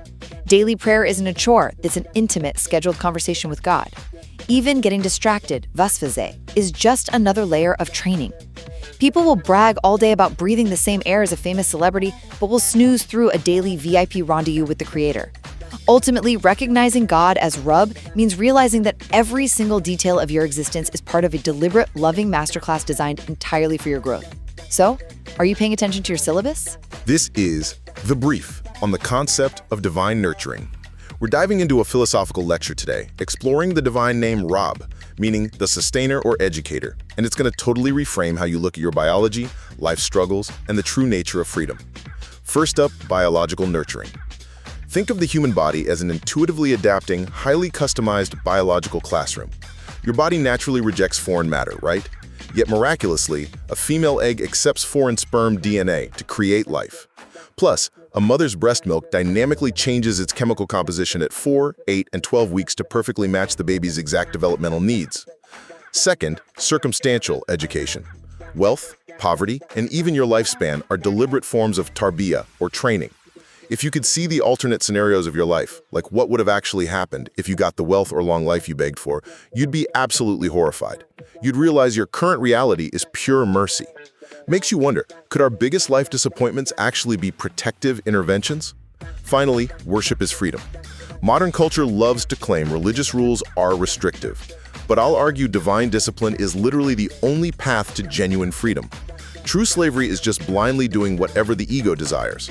Prayer is simply a tool to keep us conscious and alert. Those random distractions during prayer? They're just tests to see if you'll buy a ticket to become a spectator in the devil's cinema.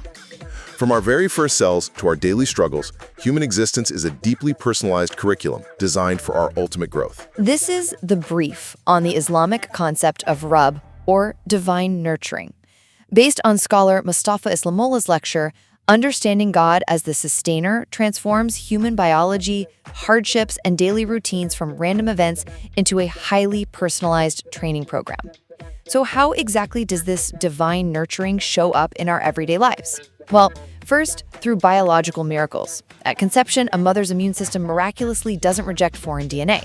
Later, breast milk dynamically changes its exact composition at 4, 8, and 12 weeks to perfectly match a baby's needs.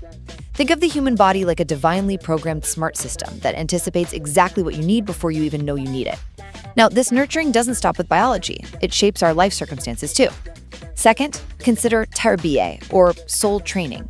Contrasts like wealth versus poverty aren't random punishments, they're customized training. If we could actually see the alternate timeline of our lives where we got exactly what we wanted, would we realize that what we actually got was the better curriculum? Finally, we actively participate through daily practice. The crucial difference between kuluk, honorable servanthood, and kolelik, mindless slavery, is that following rules isn't restriction, it's true freedom from our base desires. Daily prayer isn't a chore, it's an intimate, scheduled conversation with God. Even getting distracted, vasfaze, is just another layer of training. People will brag all day about breathing the same air as a famous celebrity, but will snooze through a daily VIP rendezvous with the Creator. Ultimately, recognizing God as Rub means realizing that every single detail of your existence is part of a deliberate, loving masterclass designed entirely for your growth. So, are you paying attention to your syllabus?